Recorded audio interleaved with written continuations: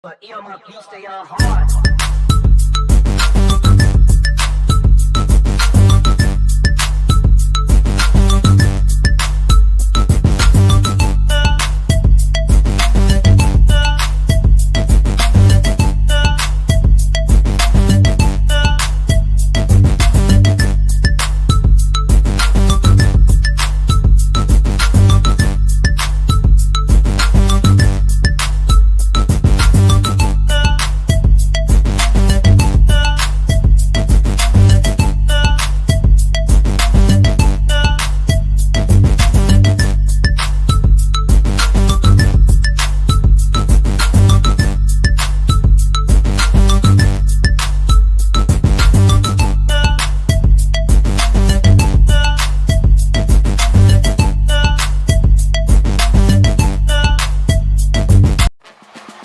HBCU football fans, the Cricket SWAC Challenge Kickoff is celebrating 20 years this August. From Birmingham to Orlando to campus sites and now in Atlanta. The Cricket SWAC Challenge Kickoff has been a mainstay in HBCU athletics. 2 decades of providing a national platform on ESPN and now ABC for the finest HBCU programs in the country and some of the most talented players and coaches that have represented them. Forrest Jackson, Tariq Cohen, Javon Hargrave, Darius Leonard, Rod Broadway, Buddy Pugh, all have left their mark on this storied event. This year, we celebrate by welcoming North Carolina Central and Southern to Atlanta, which has cemented its place as the HBCU football capital. Every team who participates in this event looks to start and finish their season in the A by gaining a spot in the Cricket Celebration Bowl. That, however, is earned by becoming conference champions. And it starts right here in week 0. MEAC versus SWAC. The rivalry is real. Thank you for the last 20 years of support. The story never ends.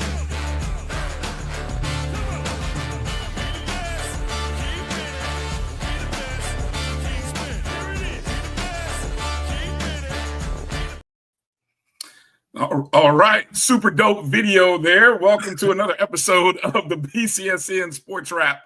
Bryan and A.D. back again live from our home studios. Drew, nice promo there to celebrate the 20th year of the MEAC SWAC Challenge taking place in Atlanta, Georgia. You got a little something to do with that. Just a little something, but you know, some of you guys in the media were benefits of some of the things that we're trying, some of the new things that we're trying, and we'll get into a little bit more of that throughout the discussion. But Bryan, what up? Check your watch. You know what this means, right? Lying season is over. It is time to get down to business, Bryan. We still got one conference that's about to do some lying later this week. But for all essential purposes, Drew, it's time. It's football season, baby. It's football season. Now the talking is over. It's the silly hype season now. Maybe I call it the silly hype season. We have transitioned from lying season to high hope season. Right now, everybody has this same feeling. Everybody is 0-0. Yep. On the FCS level, everybody in 2 conferences thinks they're going to be in Atlanta in the season. On the Division II level, everybody thinks they're going to be in that conference championship game. Yep. So, a lot of hope, a lot of hype. And by the end of September, Bryan, maybe a lot of hearts broken. Well, let's get to training camp, Drew. Before we start talking about breaking hearts in September, we hadn't even got to the end of July yet, and looking forward to the start of the season. It gives us a chance to. This is the fun part because now we can actually do shows. I'm not going to say them other shows that we didn't matter, because it's always fun doing lists, Drew. But now we can actually, we can actually season the meat, and we can prepare to eat now, because we can give some interesting content and some takes on some things related to the upcoming. We can talk about the schedules, strength of schedules. We can talk about all the kind of juicy stuff that get you hyped and ready for the start of the season, I think, Yeah. Before we were doing a lot of pontification. Now it's time to get back into what we like to do, and that's get into the analysis of this stuff. Exactly. Let's break it down. Thank you. Yeah, thank you to everybody for joining us. We are back on Instagram Live. So shout out to the folks watching us on IG Live. Seems like our platform provider has figured out whatever kind of issues they've had. Shout out to everybody joining us on YouTube via the MyJBN Online, Jericho Broadcast Network's Black College Sports Network YouTube page, where you can join, be a part of the channel, and help support all the things that we're doing. I mean, if you love the content that we did, the live content from the SWAC Football Media Day, all of you guys who support the Black College Sports Network by being a member, a JBN subscriber, we thank you, because all of your donations really help to make it so that we can get there, so that we can bring some good content. I have a little more breaking news a little bit later in the show. Your contributions helping out there. So you can always help out the show by subscribing to the channel, donating via the Cash App, which I'll make sure to put that up here. You can also leave a super chat as well. You can always do any one of those things as well. We say hello to folks joining us on Facebook, Black College Sports Network, or our BCSN SportsWrap Facebook page. You might even be watching on X. And so, yes, hit the like button, share the stream, and subscribe. Give a shout out to my guy, Keith, Fangs Up Podcast. Thank you for joining in.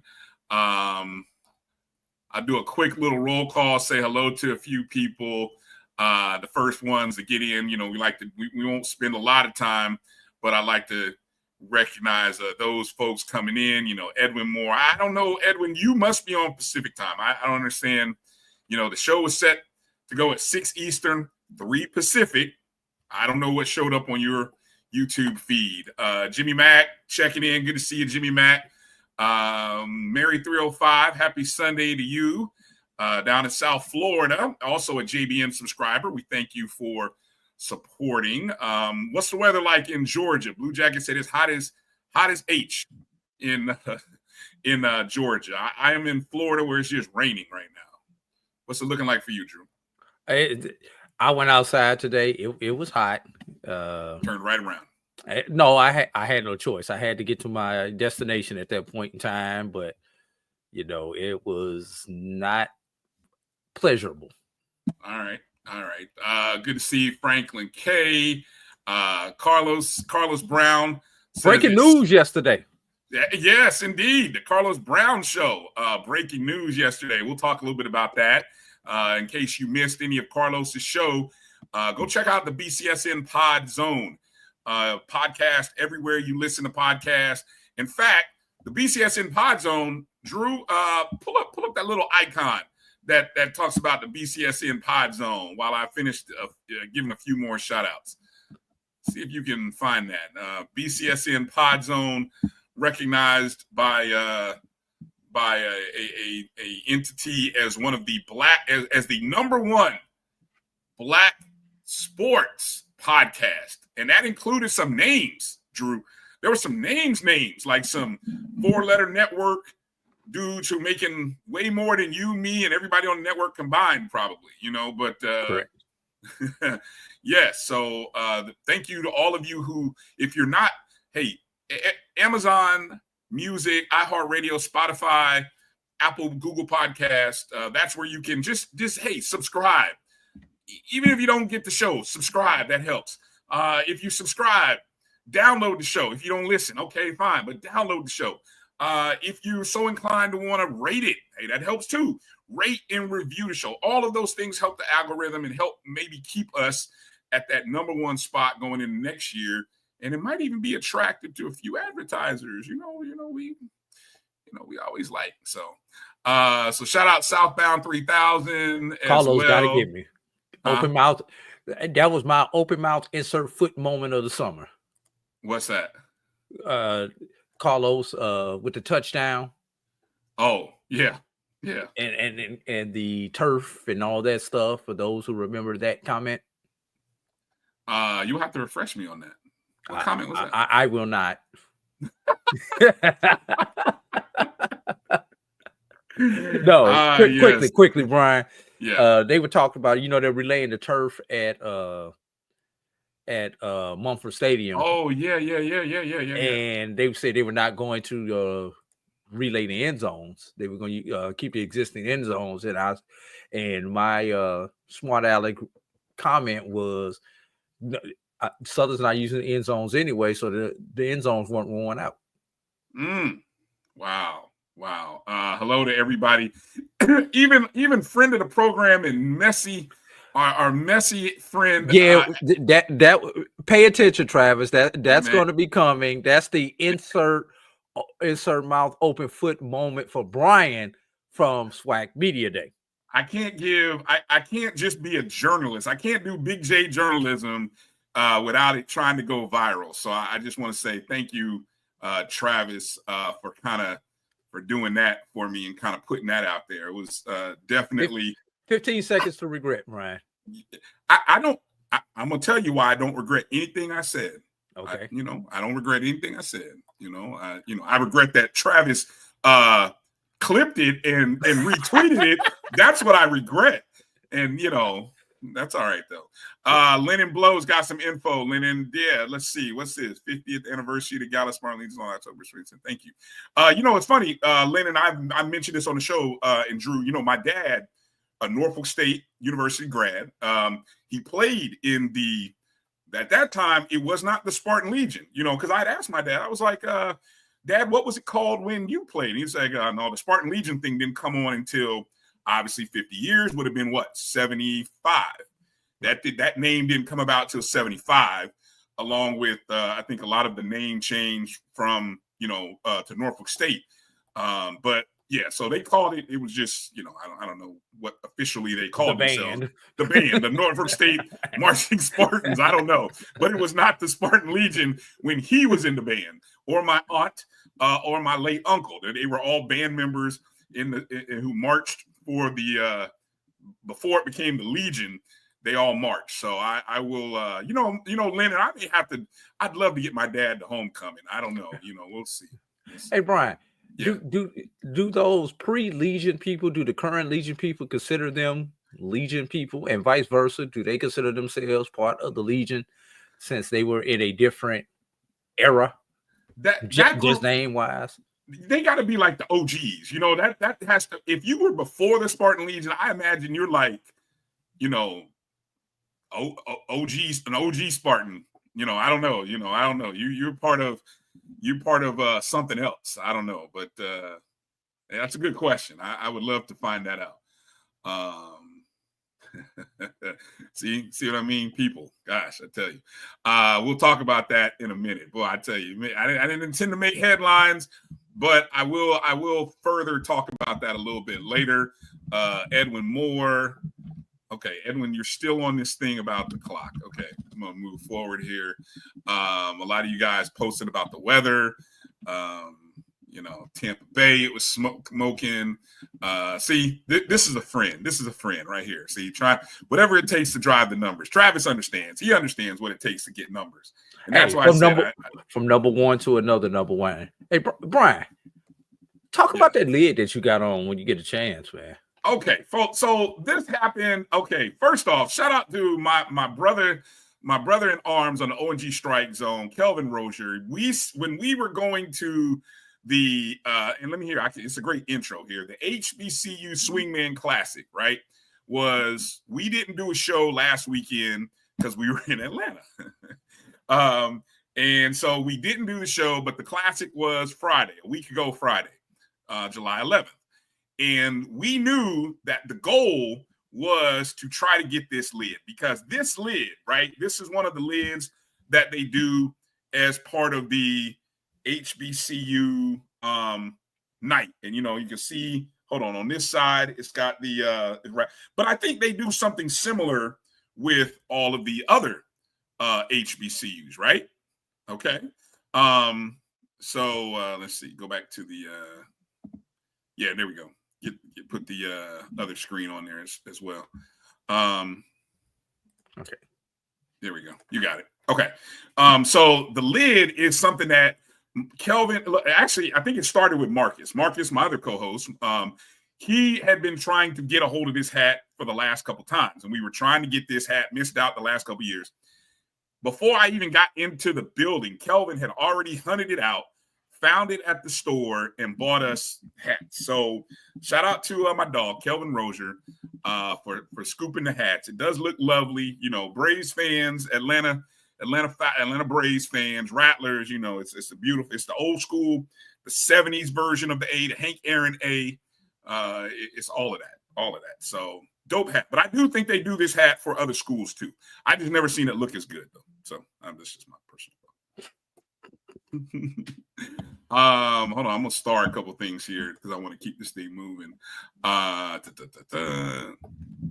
Okay, so speaking of the HBCU Swingman Classic, Drew, that you and I missed, right? And I'm gonna put you out. I'm gonna put you on Front Street here for a second, Drew, because I'm gonna tell on you. Because Drew somehow found his way in the media box for this event.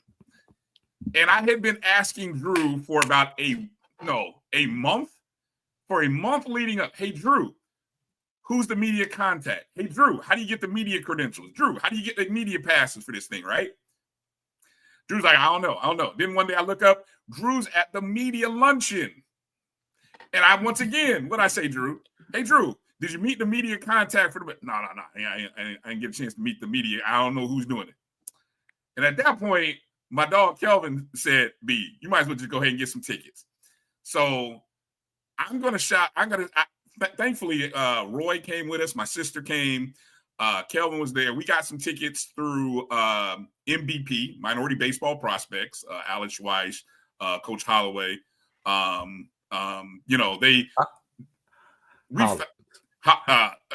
Holloway, Hollins. Yeah, Hollins.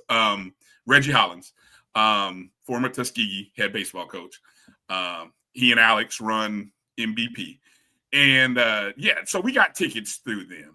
But Drew was in the press box though, folks. I ain't gonna say nothing. Drew was in the press box, probably eating the good food, the good snacks, the drinks, and everything. Tell on yourself, Drew. Tell the lies on yourself now. Bro, all right. First of all, there was no food in the press box.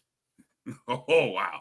There was just snacks in the press box. Popcorn, peanuts, and the soda fountain. Okay. And a couple of candy granola bars, not even candy bars. Number one.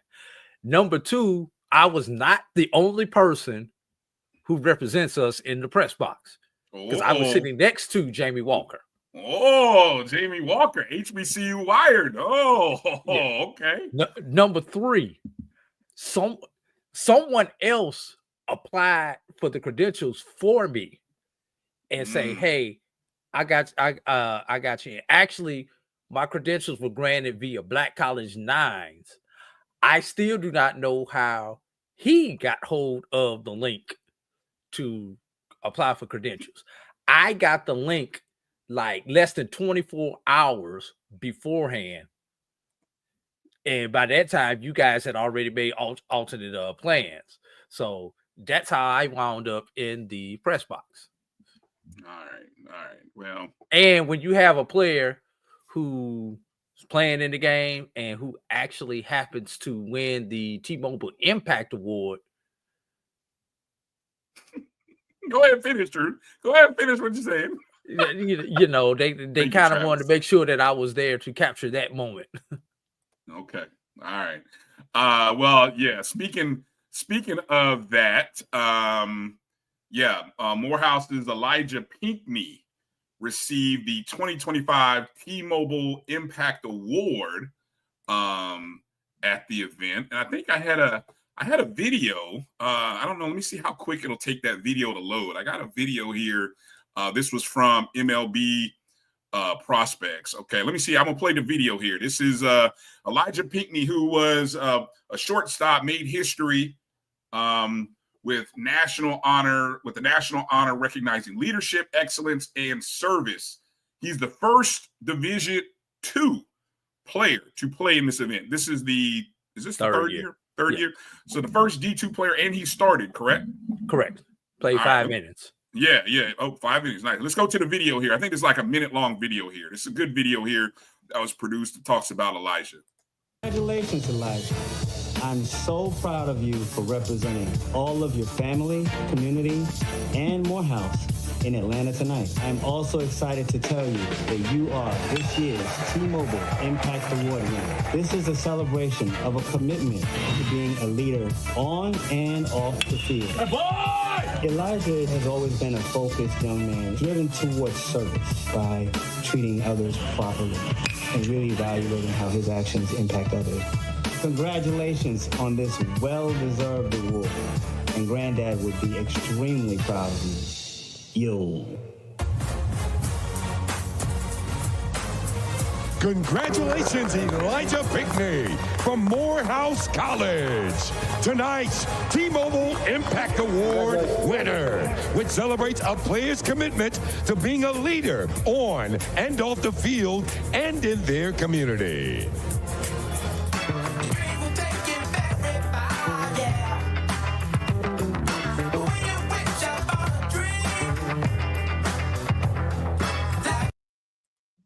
All right. Yeah. So congratulations to Elijah. What's the backstory there? Any backstory information on Elijah? I saw his dad mention something about his grandfather. Anything you can add there, Drew? I've got to take this point of personal privilege, and I've got to take my BCSN hat on and put on my Morehouse hat when I talk about this young man. Young man, 21 years old, Bryan, I'm not ashamed to say it, and it's a testament to this man, his upbringing, and his everything about his spirit and his soul. This young fella has a resume, Bryan, that will put you and I to shame as 50-plus-year-old men. The amount of community service that he finds time to do, and to be one of the top players in Division II baseball, not HBCU Division II, everybody, in Division II baseball. Let me break this down for you. Bryan, he was batting .426 at the end of the season, went into a slump at the end of the season, and still wound up batting .406. Oh, wow. That's pretty good. Yes. He had 51 walks, 49 hits, and another 10 hit by pitches to be number 2 in Division II in on-base percentage at .599. And that slump that he had took him from a .607 on-base percentage down to .599. So, and when you talk about his service, this man has been with Morehouse through various organizations that he's a member of. He's been to Panama. He went to Japan for a 10-day event. Bryan came back in and played the same day he came back in, and went 3 for 4 in the game the day he came back. And It was a conference game. Wow. The true story. Coach Antonio Grissom, older brother of that name should sound familiar, Rattlers. Yes, he's older brother of that Grissom, Marquise Grissom, is our head coach at Morehouse. And he saw Pinckney pull up to the stadium, and he's like, "What you doing here?" It's like, "Coach, I came to play." He's like, "I came to play." No, he's like, "I came to support my team." He's like, no, the hell with that. Put your jersey on. You playing today. And once again, I said he went 3 for 4 in that particular game. I don't know, but he came in from Japan. I don't know. Guess he got a couple hours of sleep, slept on the plane, but he played that day. So let me take a second. I'm reading your article that you wrote on blackcollege9s.com. I'm gonna encourage you guys, if you're not a regular on blackcollege9s.com, go check out. Drew wrote an article earlier in it would have been last week. But just a couple of the on-field and off-the-field stuff. On the field, some of his honors include he was the 2024 SIAC first-team all-conference shortstop. And also in 24, he was the Morehouse College Athlete of the Year. And that's all athletes, all sports, right? Correct. And then 2025, he was Minority Baseball Prospects HBCU All-Star. He was Black College 9 Elite's second-team infielder. And that's some of the honors, of course, and the T-Mobile Impact Award winner from the game. That's on the field. Off the field, though, he's a double major in business admin and journalism. My God, that's two majors that, Drew, they discourage me from doing that at FAMU. Obviously, you probably know which school said don't do that. But that's what I wanted to do when I went to FAMU. He maintains a 3.88 GPA, holding leadership roles, including Vice President, Chi Alpha Sigma Athletic Honor Society. He's the sports editor of the Maroon Tiger. Wow. He's the chief editor of Litarius Magazine, which is the Thurman Honors Program. Or did I say that? Literia. Okay, I got it. Let me get out of that. He's the executive board member, Morehouse Association of Black Journalists, and Bloomberg Journalism Program Scholar. Yeah, Drew. Those just the highlights. That's the highlights. Yeah, Brian, that's just the highlights. Yeah. And the reason I can tell you this, because I'm one of the people who worked on his nomination and submitting him. I had to cut. Good choice. I had to cut it down to 3 pages. Did you hear me? Get to the important stuff. I had to cut it to 3 pages. Yeah. So that it wouldn't get too long. Jesus, man. Well, all of that said, you ended up with a great game. And of great course, comeback by the National. Yeah, great comeback by the what was it? The American League team? National League team. That comeback was courtesy of guess who, Drew? Jay Campbell. Woo! There he is, the true freshman from Tallahassee, Florida. First team All-SWAC from Florida A&M. Hits that 2-run homer in the bottom of the 7th inning to tie up the game at 4. And that team ended up winning. What was the final score of that game? It was 7-4, I believe. Yeah, 7-4.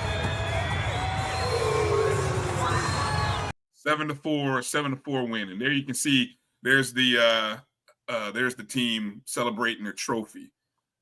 So awesome work. But congratulations to everybody that made that happen, especially, King Griffey, Major League Baseball development, Major League Baseball, all of it. I saw and a couple of players got drafted after that game. I'm gonna bring that up here in a second. Attendance wise, there was about 20. I saw reported that's 20,000 something was in attendance.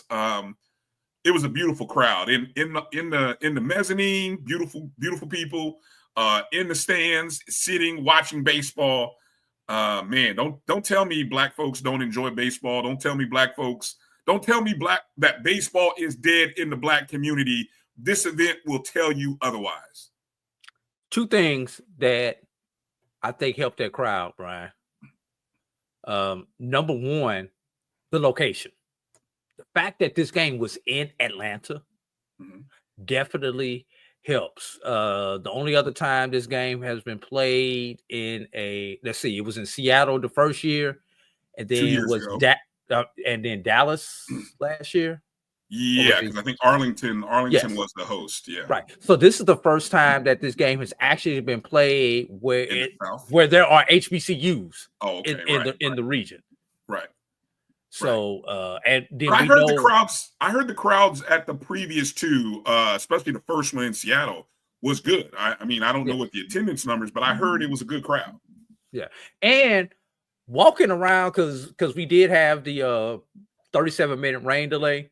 So it gave me an opportunity to come out the press box, Brian, and walk through the corridors.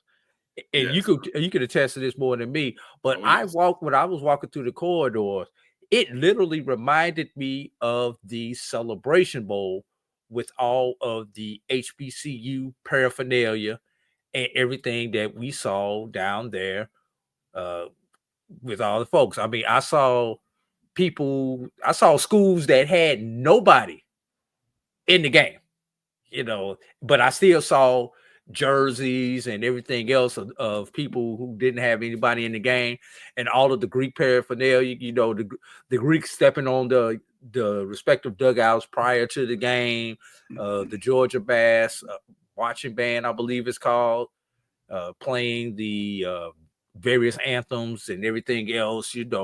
It felt like a football game. They just happen to have bats and balls. Yeah.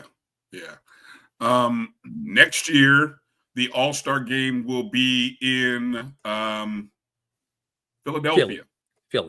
Philadelphia. Yeah. Okay. So we're gonna expect our Northeast HBCUs to show up and show out for that particular event.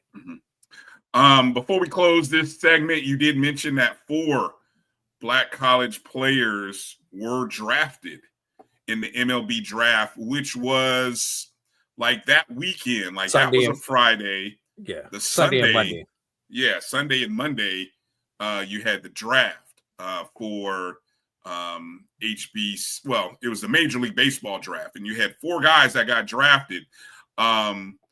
First up, you had Brody Popple, who was the first HBCU player drafted in the 13th round by the San Francisco Giants.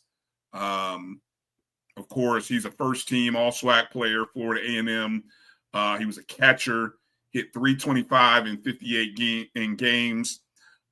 He showed a little bit of his speed in that All-Star game, too. Stole the base. Yeah, had a single. He actually turned a single into a double. So he plays a little outfield as well. So a good representation for Brody in that contest. And then, of course, Cardell Thibodeau, who, what doesn't he do? I mean, he was, I think, what was the stat? He was the Black College Nines Player of the Year, outfielder. He was selected in the 16th round by the San Diego Padres. Let's see. Prior to his selection, the last Jaguar to be drafted was Javion Williams back in 2019. Thibodeau hit .439 in 49 games, 13 doubles, 5 triples, 18 homers. Didn't he have some kind of distinction nationally in terms of his hitting as well? Wasn't he like one of the top? Huh? That was 3 months ago. I do remember his name being mentioned somewhere, but I don't remember what the stat was, so I'm not even going to get on here and lie. All right. You Southern guys in the chat room can refresh, and I'll show it. And then also we had Juan Cruz. Juan Cruz get drafted in the 20th round, pick 591 by the Washington Nationals. Let's see. He was, the Hornets actually had a player drafted in the 2024 draft. So that's consecutive years for him. Cruz hit .420 in 60 games with 23 doubles, 2 triples, 14 homers, in addition to 73 RBIs. And then also from Alabama State, you had Cameron Douglas.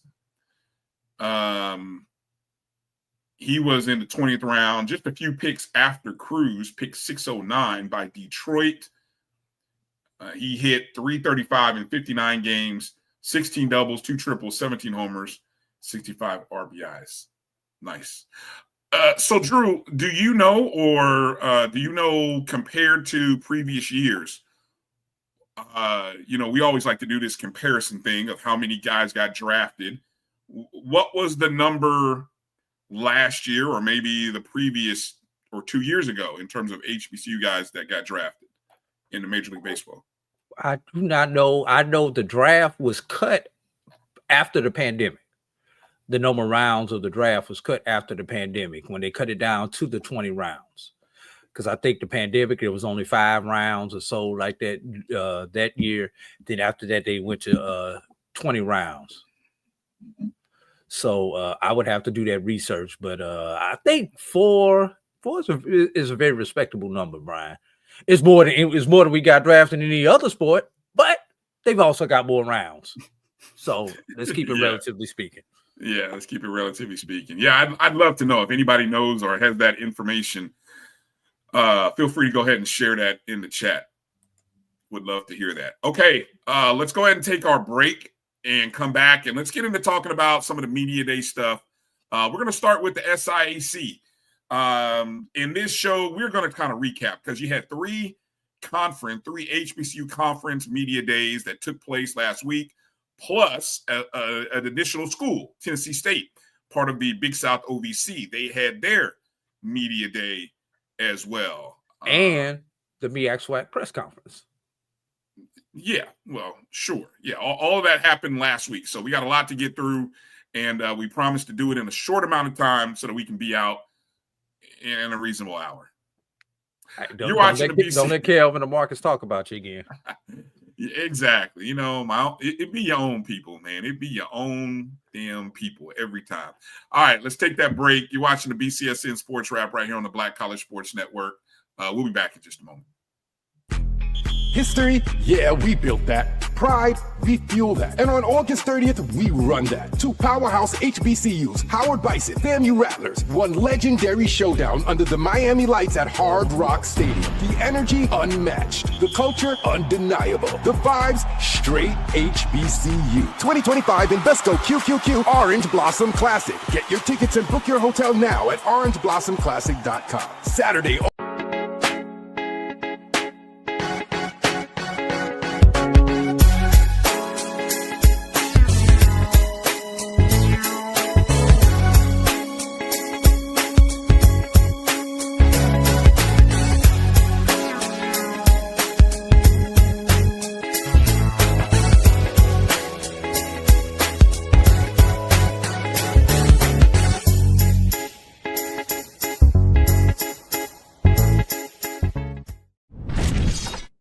There's a shot. That Right. might be. It could be. Right field. Grand slam. What a shot. That's how you get hot, young fella.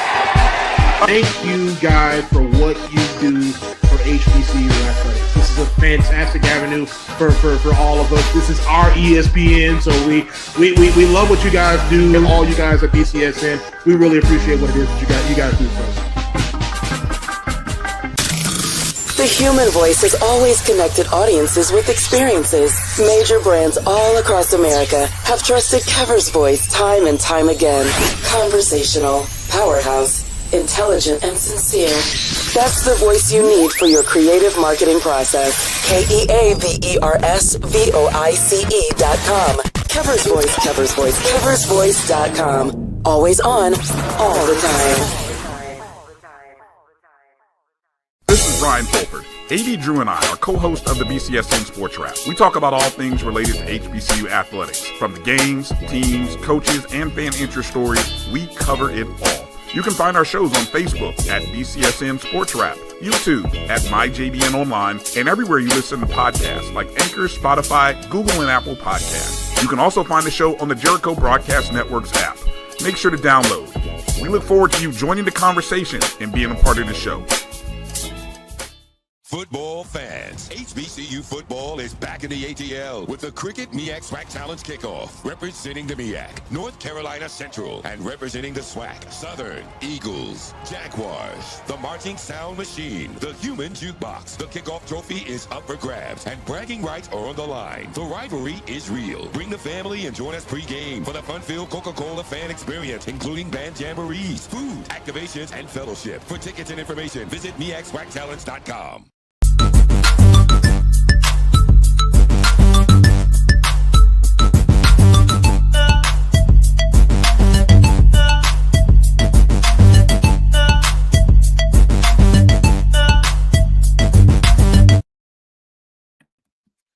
All right, welcome back to the BCSN SportsWrap. Brian Fulford, A.D. Drew here, broadcasting from our home studios.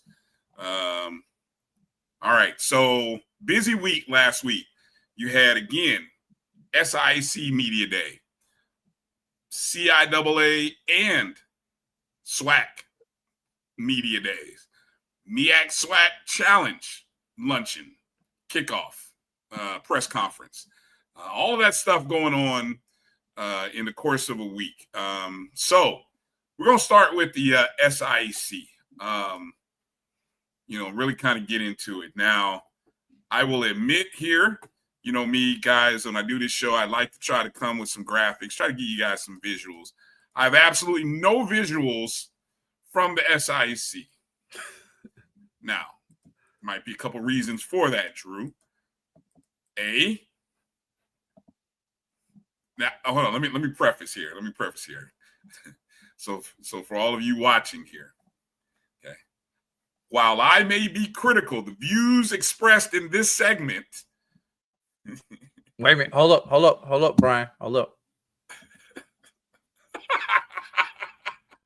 The views expressed in this segment only reflect my views and do not reflect the views of my co-host or this network.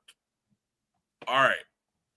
I think you can come back now if you want. I mean, obviously, I know you may want to stay in the background. All right. The reason why I don't think I found any graphics is because the SIAC didn't put out any graphics. I don't know where the graphics were. Maybe they're on Instagram. I don't know. The SIAC seems to believe everybody's just on Instagram and nowhere else. Unlike some, I don't know. But anyway, and it was not carried live. In 2025, Conference Football Media Day was not carried live, even though the SIAC has the SIAC Network.tv. Okay, we'll come back to that in a second. Now, also what was new this year for the SIAC, it was moved from Atlanta, Georgia, which is where it had been, which always made it kind of fun. It was in Atlanta. You can come up to Atlanta on Tuesday and then jet from Atlanta and go over to Birmingham on Wednesday and then come back to Atlanta for the MEAC SWAC presser. It was a great 3-day event. Well, this year, because of a couple of things, the SIAC had their football media day in Macon, Georgia, instead of Atlanta. Now, where exactly in Macon was it, Drew? Because I have no idea. The Tubman Museum. Okay, that is as in Harriet Tubman. Correct. Tubman Museum. Okay. It had been previously held in the College Football Hall of Fame, which was occupied this past week by the SEC, and also just happened to be Major League Baseball's All-Star Weekend happening around the same time. So you probably had a limited hotel space availability downtown, and you had the SEC. So either one of those two things are going to bump a Division II conference's media day out, right? Okay. Correct. Okay. So I asked a good friend of the program, asked Keisha Kelly. I asked, hey, Keisha, what'd you think? Because she was in attendance. I asked Keisha, I said, Keisha, what'd you think about the media day's move and location? Of course, she thought the Atlanta was better, easily a better location. But I will say what shocked me, and I mentioned about the whole lack of a streaming thing. I want to make sure to give a shout out to Michael Jefferson, urstreet.tv, who did carry it the media day live. Like, you see these great visuals, right? Hold on, stop right there. Just go back. That angle right there is where they stuck all the media people, apparently. In the back up top. And so Jefferson had to stream or record from that vantage point instead of down on the floor, which is where you see all these great photos taken by the SIAC, I'm assuming. But for some reason, nobody thought to say, hey, let's stream this live via what? Our own network. And hey, maybe we can promote our own network in the process. Now, there was a secondary broadcast after all of these panel conversations took place. Good friend Jamie Walker, who I saw Jamie Walker in the chat. Jamie Walker was doing some live streaming with UEN, and they did kind of a post conversations and things of that nature following this segment here, which also was kind of odd, Drew. In previous years, they've had one school at a time. This year, I don't know if it was because of time or what reasons, Drew, but they brought up two schools, as you could see. In your objective view, I know it might be hard for you, what was your thoughts on everything that took place at SIAC Media Day? And Drew, hold that picture right there. There's a classic photo. We're going to talk about that one. We'll come back and talk about that photo in a second. I would love to hear, and I'm not trying to, I know I'm being messy, but really. Wait a minute. I see Jamie in the chat. He is in the chat. Jamie, shoot me a text if you got time to come in and talk about this. Because we can definitely pull in Jamie. I'll send you the link. We're not trying to mess up anybody's paycheck. So obviously Jamie doing work for UEN, HBCU Wired, it's his platform. I'm not trying to mess anybody's gig up. Again, the views expressed in this segment are Brian Fulford, not the Black College Sports Network, not A.D. Drew. This is me. So I'm just going to keep it real like I do on this show, on my show. So it is what it is. But anyway, Drew, what's your thoughts? And if I can find the predicted order of finish, we'll talk about that in a second. My thoughts, it was tough having to move the media day. Obviously, selfishly speaking, I would want the media day to be in Atlanta, because then it would be easier for me to go home afterwards. Just to be honest with you. Yeah, I got you. There would have been 2 hours out of my life there and back, 2 hours down, where hour and a half down, hour and a half back, that I would not have had to waste. I do understand the reasons why the SIAC Media Day had to be moved. And you guys give me just a second, Brian. Jamie, if you are available, I did send you that link via text message. So if you can join us, please do. But with everything else with SEC, in addition to the All-Star game going on that same week, hotel rates were probably out of the roof for the other 9 institutions that may have had to travel up that particular day. Okay. So, but it was different this year. This is the first time I've been on the other side. Uh-oh. What? Oh, yes.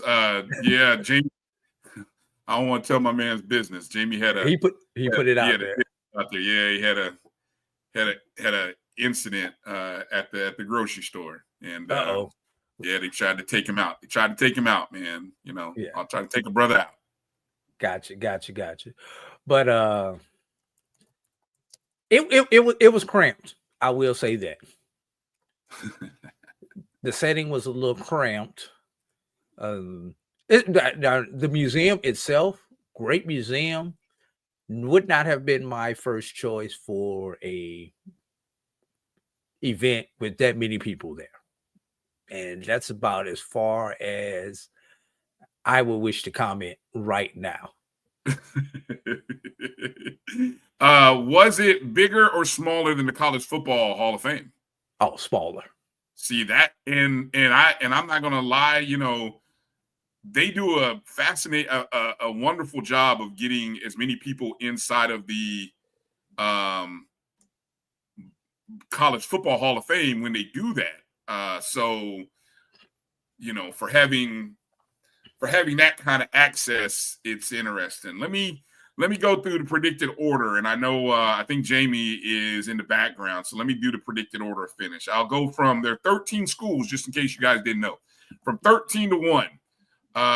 In last place, or predicted to finish last, Central State. In 12th, it was Lane College. In 11th place, Morehouse College, which that sparked some fascinating discussions. No, it wasn't a fascinating discussion. That was Keisha being messy. And I'm calling her out. That was Keisha Kelly being messy. Not even going to put it out here on the show how messy Keisha was being, but I'm just going to leave it at that. Let's just say Drew does not expect Morehouse to finish in 11th. That's all I'm going to tell y'all, okay? I'm going to leave it at that.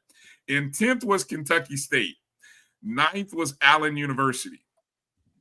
8th was Edward Waters when they had that man. Hold on, go back to that picture. 8th was Edward Waters when that man was the head coach. I don't know now. Wait a minute, let me see if I can move the cursor. Right here, this man.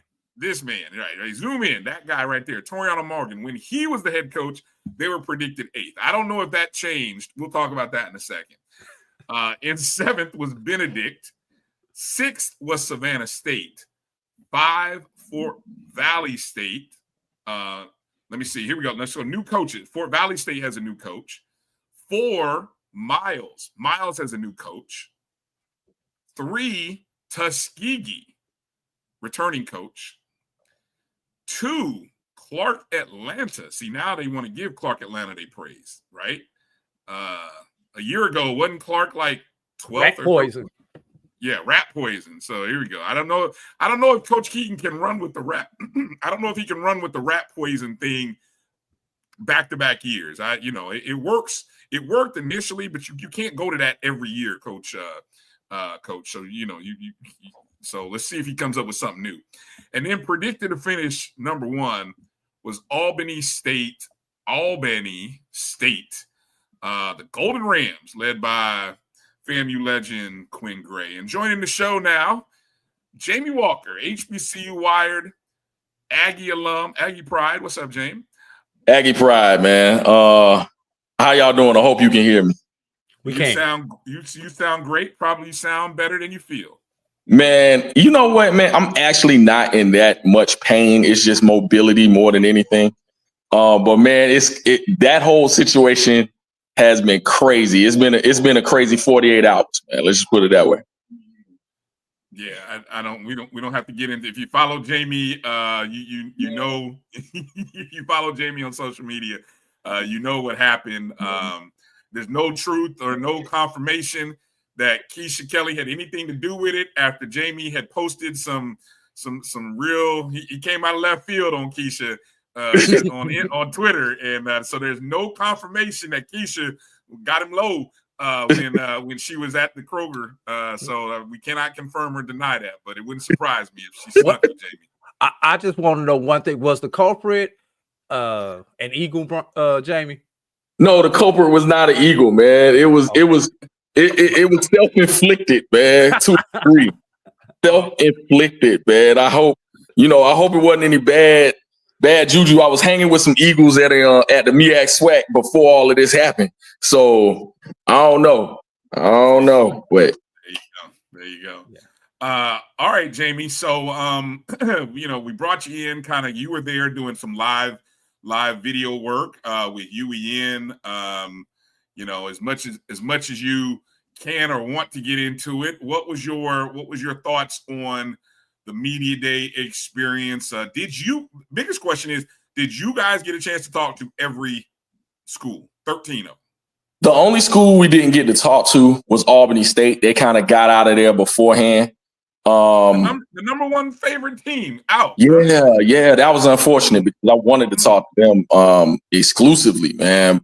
Just being what you got back, man. You're talking about it projected anywhere from 15 to 18 starters coming back for that squad, man. They are absolutely loaded. Quarterback coming back, running backs coming back, great receiving core. So you're talking about a team that's absolutely loaded. It's just a matter of them really just putting it all together and finishing. I think the first year of the Quinn Gray era, you had a team that backed their way into the championship game, and got beat, but and they had a favorable record. Everything for them this year kind of is lined up for them to take it. So yeah, it's crazy. And thanks to everybody. Yes, I realize Travis and Sly and all the people, I'm getting old, but I'm still younger than these cats. Thank you. Your recovery will be much faster than theirs. Let them know, Jamie. Let them know. Albany State also had the Offensive Player of the Year, Isaiah Knowles, redshirt junior from Tampa, Florida. Knowles plays what position, James? QB. He's the quarterback. QB1. All right.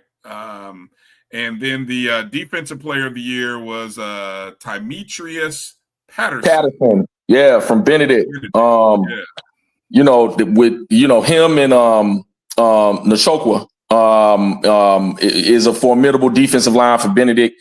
I'm actually curious about them too because they finished in the projected order of finish a little higher than people probably think they should, but offensively they were good enough to score points last year. And I think in that Dickerson era, I think they're just getting started. He got hired late last year.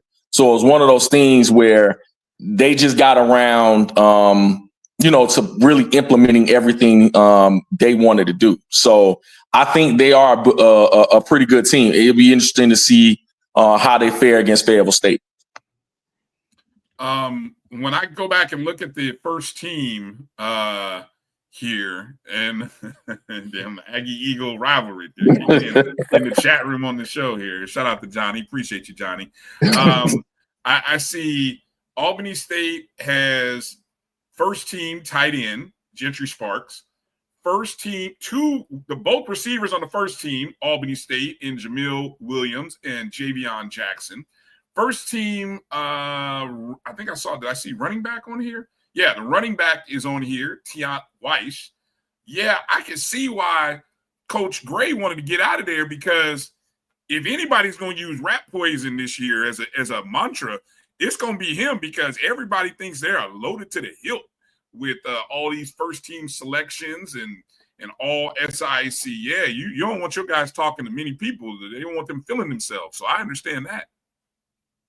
Naturally, man. I think when you have that squad that is essentially the hunted, and the way media day went, they were the last team based on projection. So they were able to get on the stage by themselves, and I think really they are the highlighted squad, and justifiably so, just based on the numbers that's coming back for them. But the SIAC should be interesting this year. I think last year really they took, I won't say a step back. Because look at what Miles did. But as a conference versus the CIAA whooped them. And I think this year, the SIAC will have a lot to say about that just when you have that conference head-to-head. And based on the rule changes, this is a golden opportunity for the SIAC to get multiple teams into the playoffs this year. The conference scheduling, I think the commissioner kind of mentioned that at Media Day. The arrangement with Conference Carolinas was already there. They talked about it a couple of years ago, but they announced it again. It actually has a schedule where the third and fourth place team will be playing the Conference Carolina team where the first and second place team will be playing in the championship. So you can get that extra game to impress those that's choosing playoff teams.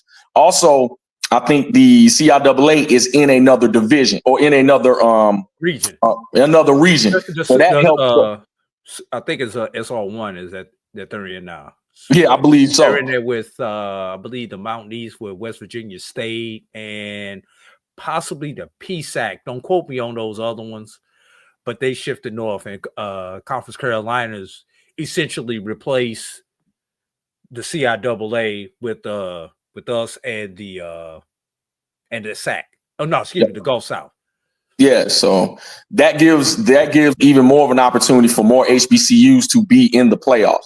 And again, after last year, you can see the performances.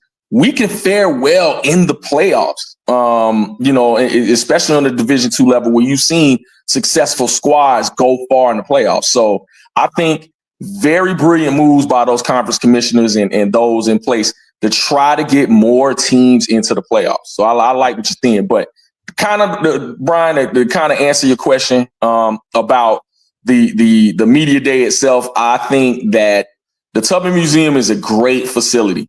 But I think for the media day itself and the way it was structured, you just can't beat College Football Hall of Fame and just the mere space and what they're able to do. I think there are some things that you can do from a structural standpoint as far as design of how it went. I think the question and answer session that we always talk about and sometimes complain about, I think it went quicker than I expected.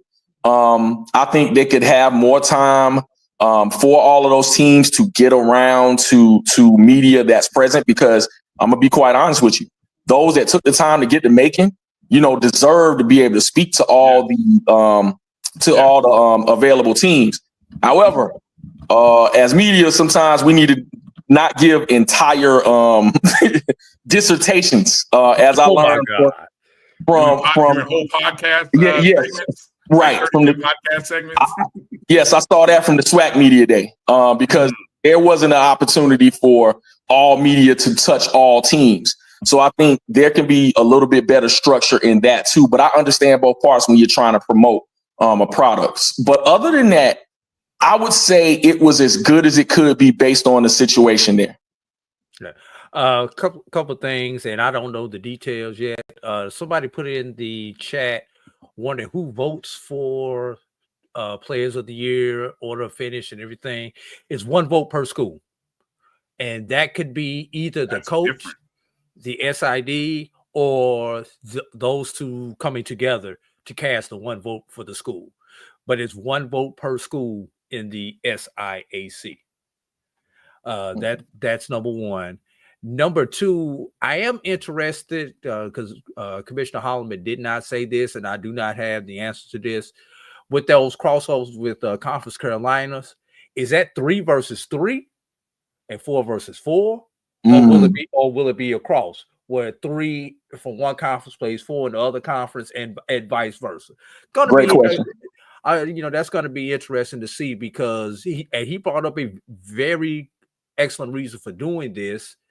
Is because so many times the SIAC third and or fourth team has been right there on the cusp or even within the top 7 at the end of the season. But because we play a 10-game schedule in the SIAC, those other teams get that one extra game, which has been enough for them to bump our SIAC teams out. And it's the same thing in the CIAA, everybody. I'm just particularly talking about the SIAC since that's the conference where I work, but it's the same thing in the CIAA. So having that extra opportunity to get another game on your resume against a quality opponent, because you're going to be playing a third or a fourth place team who is also going to be playing for the same thing, which means that your it's not RPI, but the number that they use to determine your rating is going to go high because you're playing another team that should have a top rating.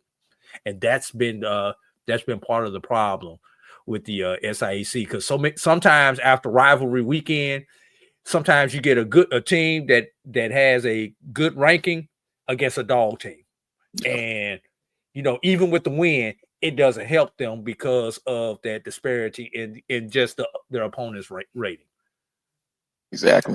This year, Blue Jacket, the SI, from what I've been able to ascertain, the SIAC will host the third and the fourth place game this year, and I think they're just going to bounce it from conference to conference. Did he say it was a 2-year deal, Jamie? I do not remember off the top of my head. I think it is a 2-year, but don't quote me on it. Don't make it ironclad. I know it's a multi-year deal, though. Yeah.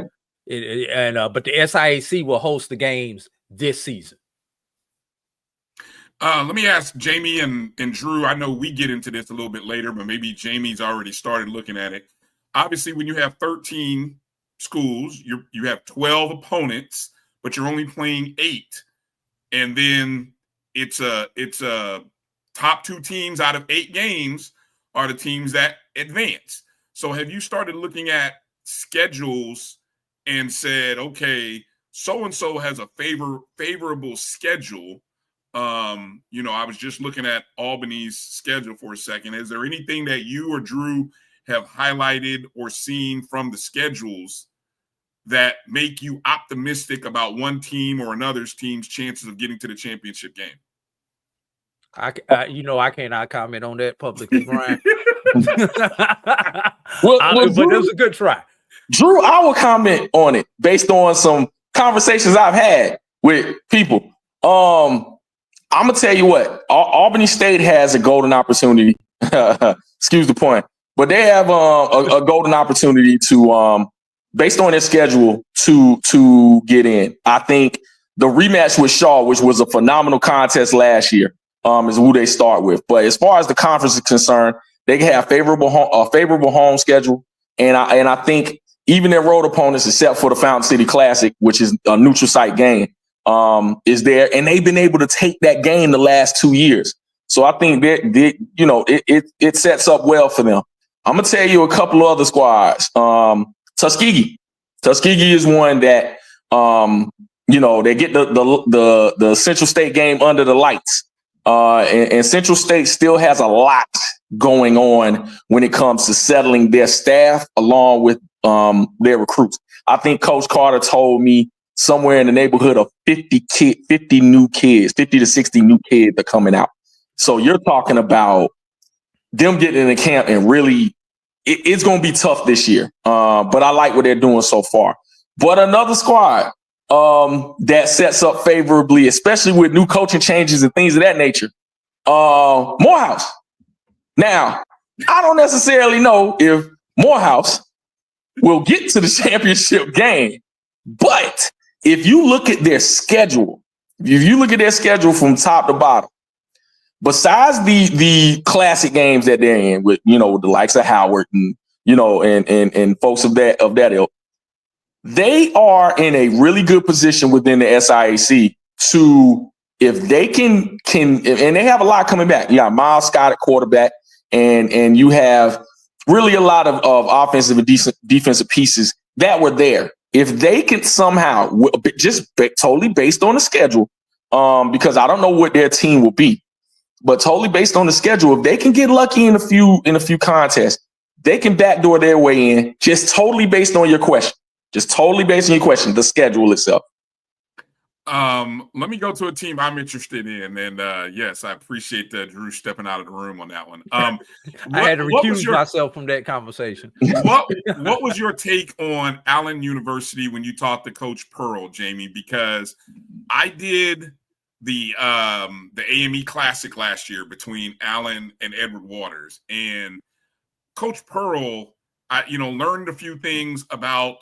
Obviously, he came in very late, but he was optimistic at the end of last year about what this year would look like. So I'm just kind of curious. That to me might be my dark, without doing a whole lot of research, but just my conversations from last year. That might be a team that I'm interested in seeing. Okay, can they move up into the top 4 at some point this year? What's your thoughts on Allen? I think they are absolutely capable of doing that. If you look at their games last year that they lost, they were in. I think when you bring back, and you got to understand the turnover on that squad. First of all, Coach Pearl was ready at media day. because I think he thought they were sleeping on his squad, and understanding that again, I always look at teams, and if you have your signal caller with experience coming back, that always gives you a leg up versus these quarterbacks that are sometimes picked off and taken from these schools. So when you're talking about Jameer Dismutes for Allen coming back along with the running back corps, because you have to understand, even though Bo Harrington, which was the running back for Allen a couple of years before under Teddy Keaton, was a phenomenal back, he didn't play last year for Allen. He didn't play much at all.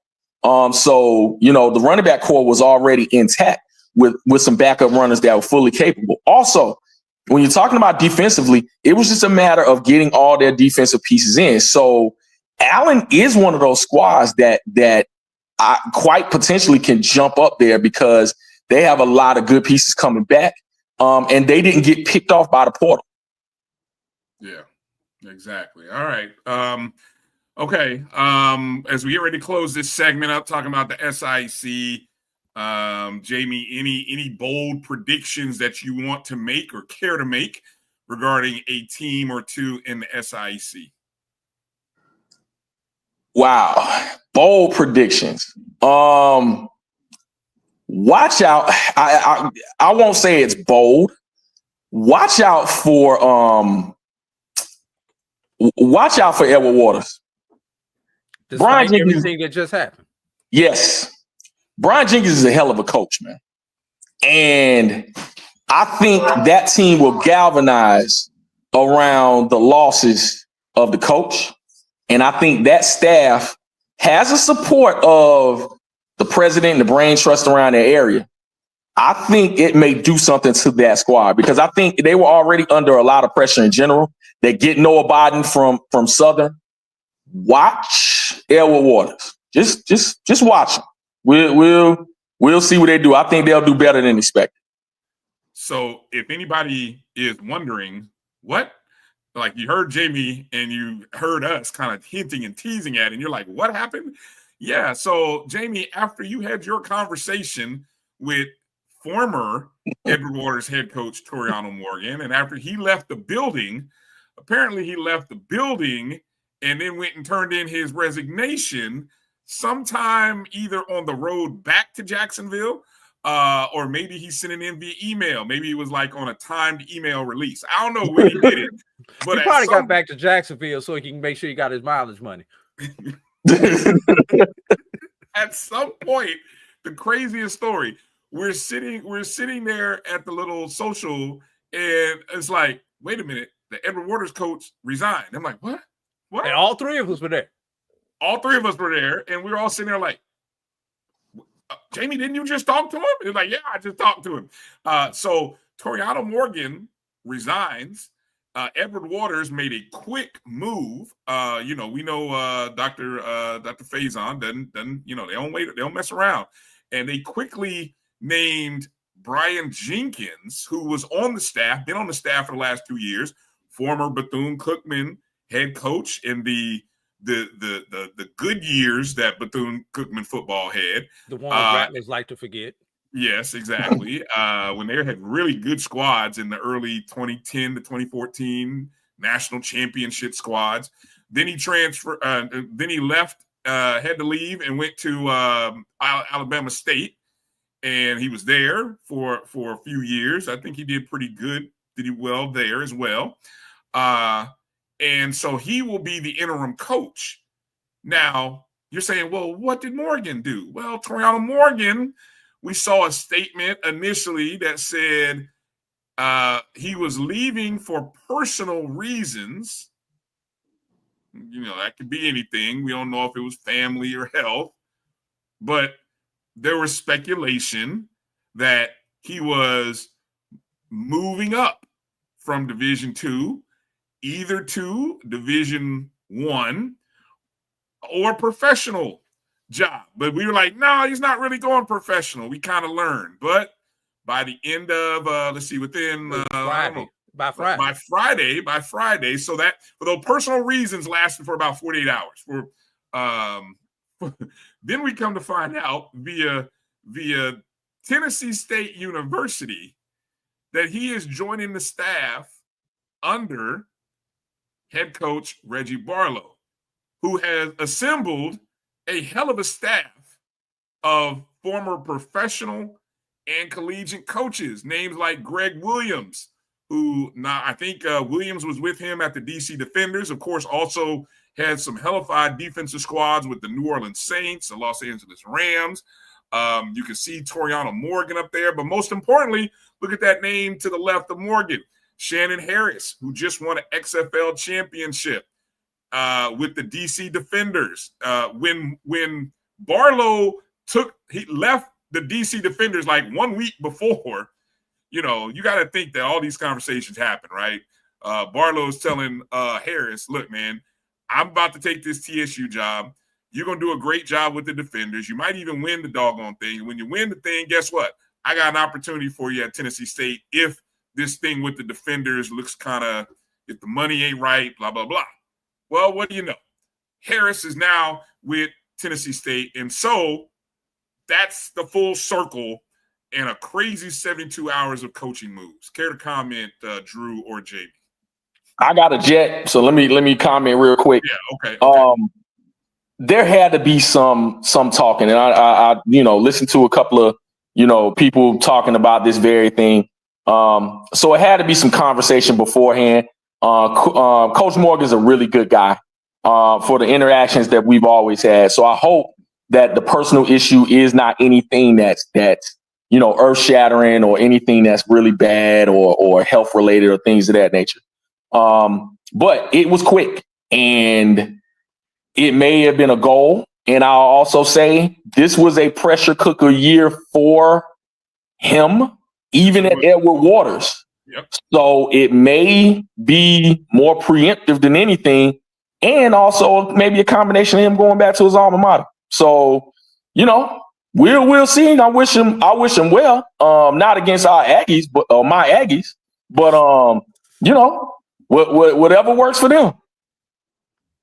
Well said. Well said. All right, Jamie, I'll let you get out of here. Appreciate your time today.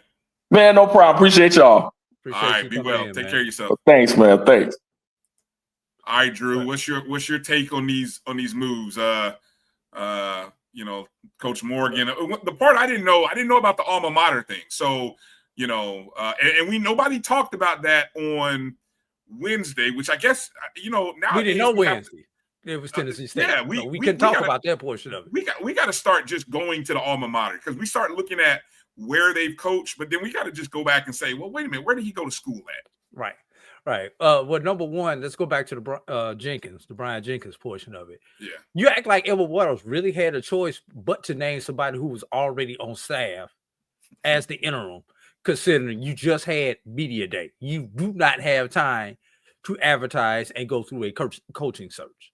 So and Jenkins is a head coach. He has head coaching experience. Right. So you had to go with an internal candidate. So you just happen to have a coach on staff who has head coaching experience and successful head coaching experience. So that was the only move that made sense for Edward Waters.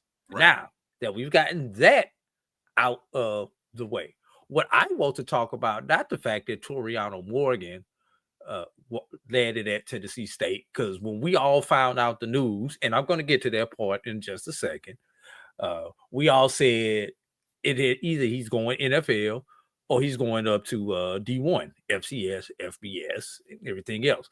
We were just waiting to see where he was going to land, because you don't make this move this time of the year unless you've done something improper.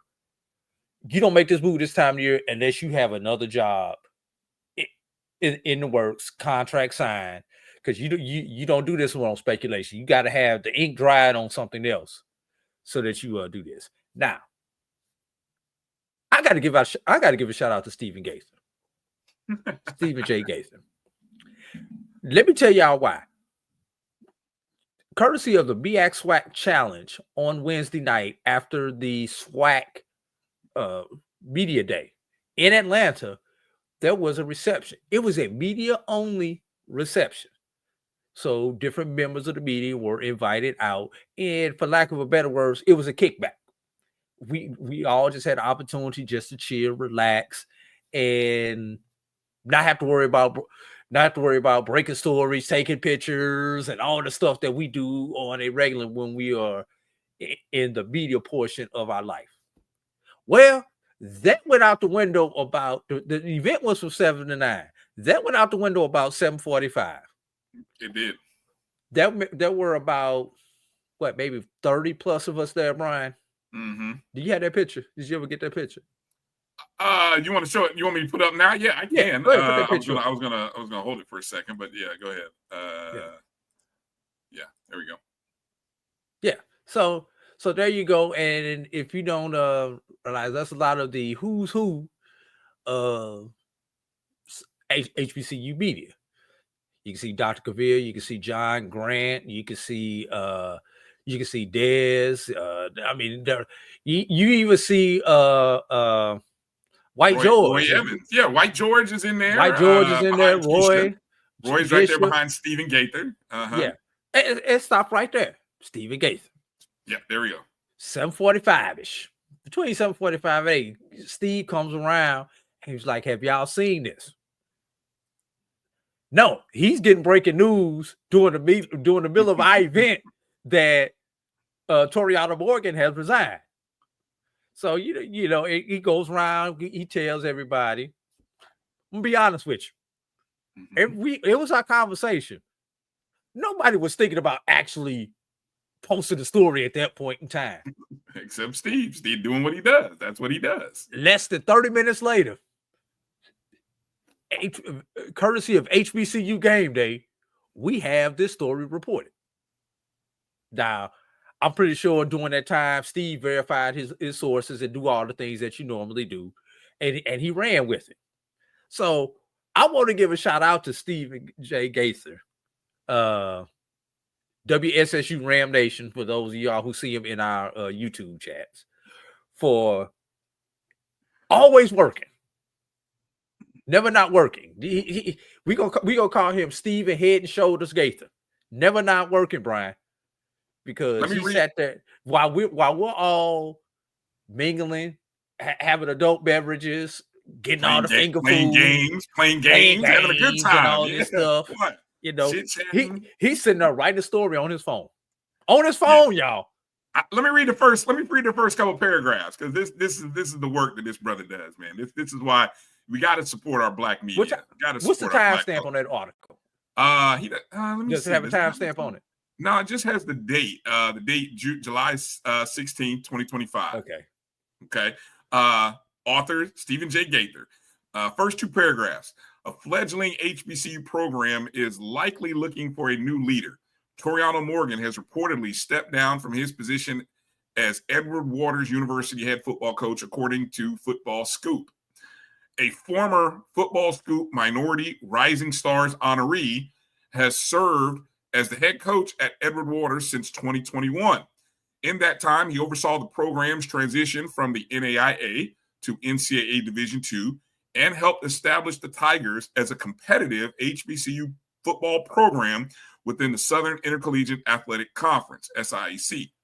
He led Edward Waters to its first winning season in nearly 2 decades with a 6-4 record in 2023, and he finished with an 18-24 overall mark and a winning record in SIAC play. Now, let me answer the question here. Why was it a pressure cooker year, as Jamie was talking about, for Toriano Morgan? Did you hear the year he started? 21. So 1, 2, 3. So this is year 5. This is the last year on the contract, if I'm not mistaken. He had a 5-year deal. He might have even got an extension, but don't quote me on that. So either it's a 5-year, this is the 5th year, or this is the end of the extension. Edward Waters has a president who wants to be in the title race. Okay. Wants to be relevant. And I start there, and it's not like the AD doesn't want, she wants all of their teams to be successful. But when your president, when the leader of your university, right? And we talk all the time about how absent, let me rephrase. Hands off.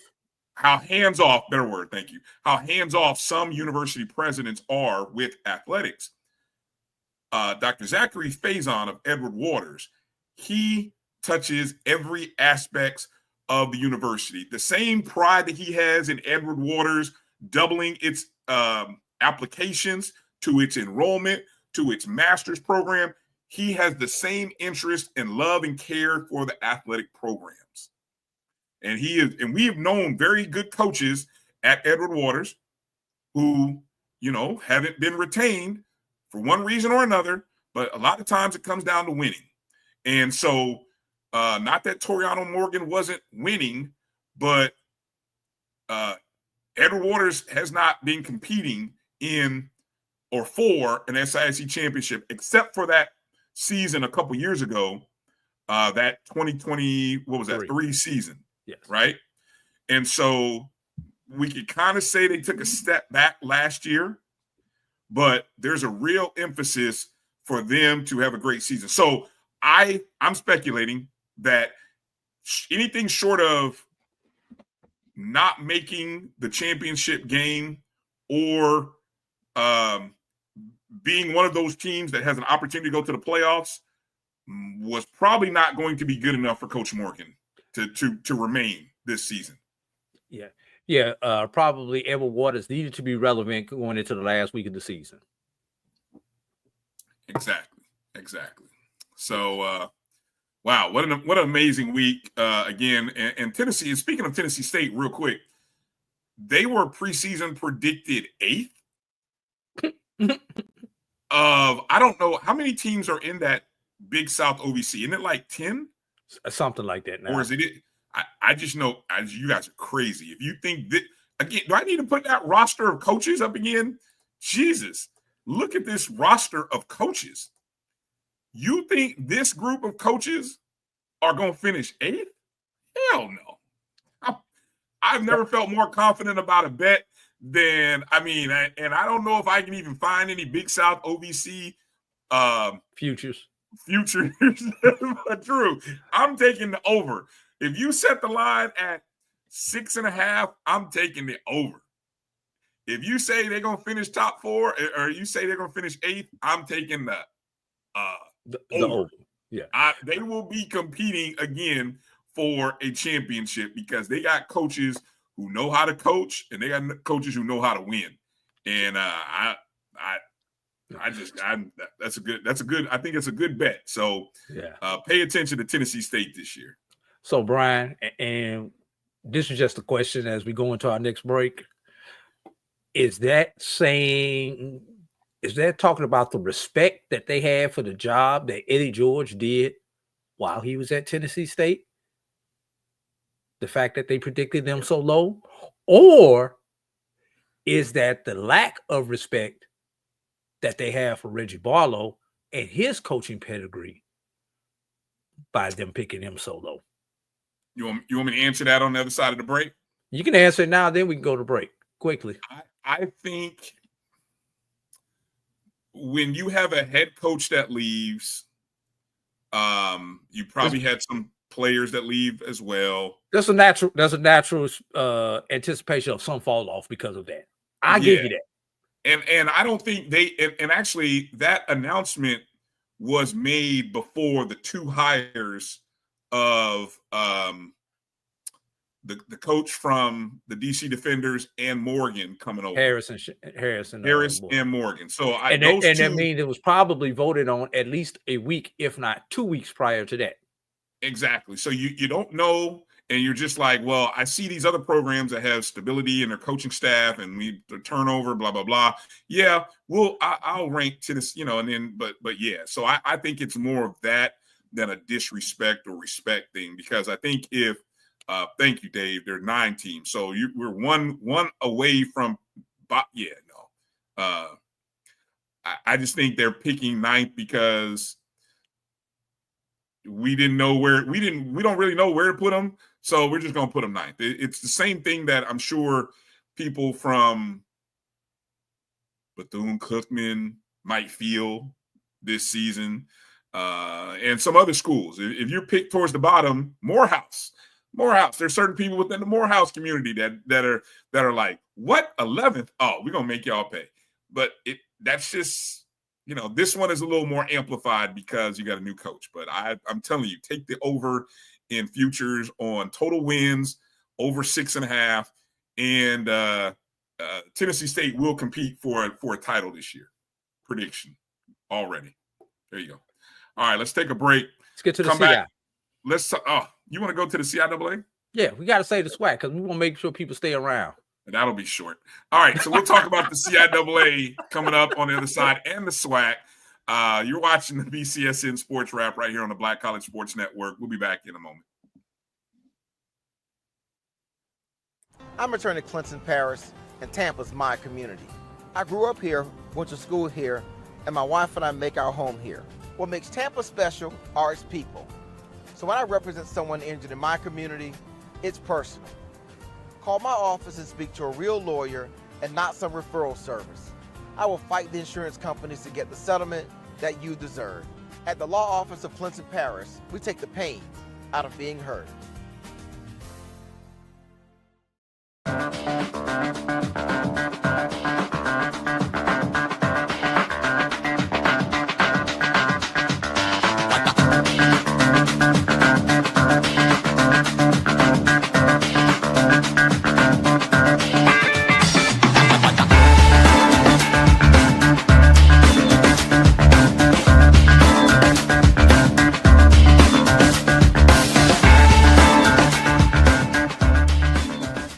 It's never too early to plant the seed, to share the tradition, and instill a sense of pride in your HBCU with your little ones.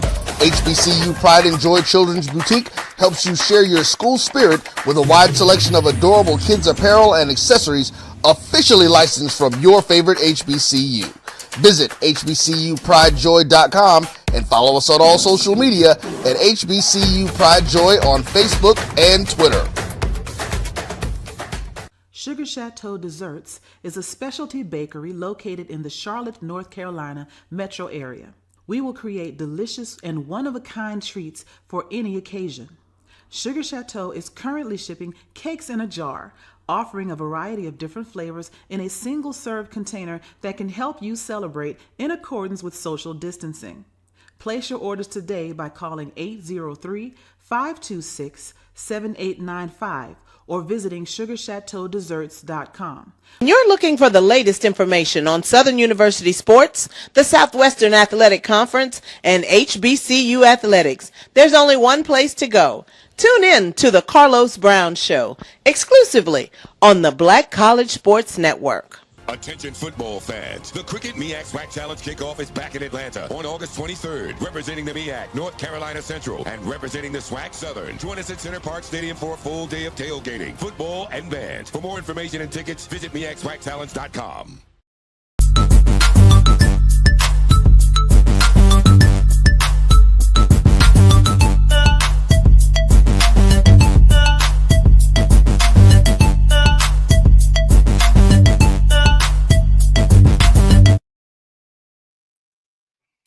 All right, welcome back to the BCSN SportsWrap. Brian Fulford, A.D. Drew here. I want to again say hello to everybody watching us on Instagram Live. We are back on Instagram Live. So shout out to everyone watching us there. Also, our Facebook friends and family, and those watching on X on Twitter. We say hello and salute you as well. And then, of course, all of the YouTube people. You guys are a good, active community, and so we just want to thank you all for being supporters of the show. Lennon. I'll hold today, Lennon. Not today, not tomorrow, not next week, Lennon. All right, there we go. We'll leave it at that. Okay. We just kind of finished talking about the SIAC, and then we're moving into the Wednesday as we kind of do our wrap up of the past week. And I know a lot of you are excited to want to talk about the SWAC. But, guess what? There was another conference that decided to have their same media day, football media day, on the same day, same morning as the SWAC. Does a tree make a noise in the forest, Brian, if no one is there to hear it? Look, I applaud the swagger of the CIAA. Look, they've been around for nearly as long as the SWAC. Don't get me into counting now. Longer. Longer. Okay. They are the original. The CIAA is the original conference. Exactly. So I get the whole puff out your chest and say, look, we've been around longer than the SWAC. You know, we're going to do our football media day on this date, and we're going to do it in Durham, North Carolina. I think where have they done it in the past? They do it at the site of the championship game, so it's been in Salem for the last few years. Yeah. Okay. Well, Virginia. I don't know what the media. I think what it is when a lot of the same media that was at the SIAC traveled up the road and east, kind of northwest from Macon to Birmingham. That's a much tougher trip for the CIAA, which their media day was usually the following week. So you really or it was either after the SWAC or it was the following week. Okay. Yeah. It's usually coincided more closely with the MEAC's media day. And both of them were in the same area at one point in time. Although a couple of years ago, they did have it the day before the SWAC.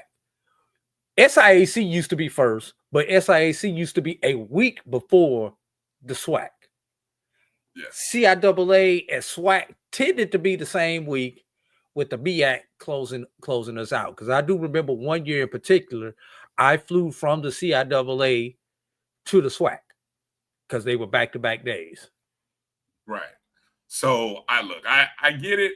I'm not going to use the word respect, but I recognize, that, hey, we are the oldest, and we were the first to do a conference network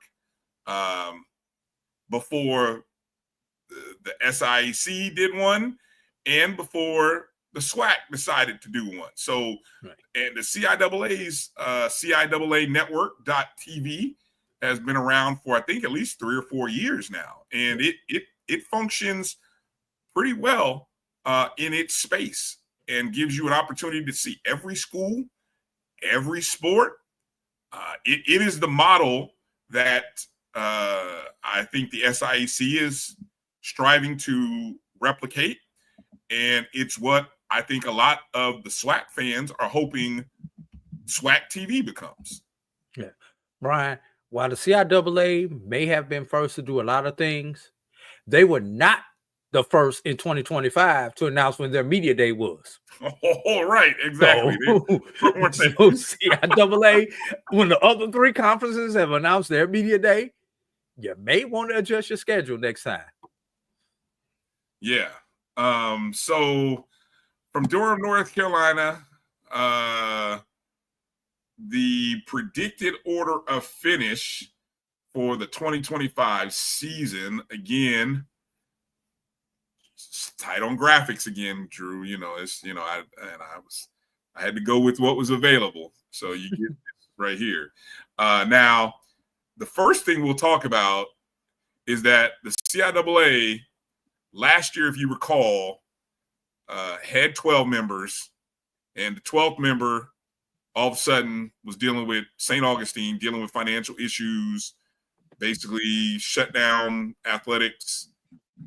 And I don't know if the school is on life support at this point, but it's tough times. So they are essentially out in the cold trying to get themselves together. So the CIAA is essentially an 11-school conference in football. And you won't have any of the scheduling issues. Oh, wow, 8 years old. Jesus. Okay. Thank you for sharing that.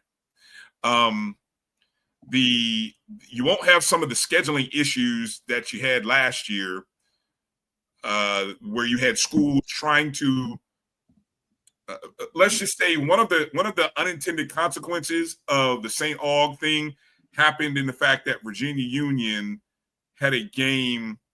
Who's that game against? Is it early in the year that they lost? Right. And it counted for one team, it didn't count for the other team. Yes, yeah. So you shouldn't have any of those scheduling oddities this year. So they were able to kind of get the schedule squared away where everybody, you're basically playing 8 of your 10 opponents. So again, it was a great season until it wasn't for Johnson C. Smith, because they started out rolling, went hot 8-0, and then fell off a cliff the last couple of weeks of the season. Like, just couldn't finish the job. It was an amazing year for Livingstone. Livingstone had been in the cellar. Actually, the CIAA, Drew, this was the first year that they went away from divisions, right? Correct. They went to they were forced to go away from divisions because of the St. Aug fiasco.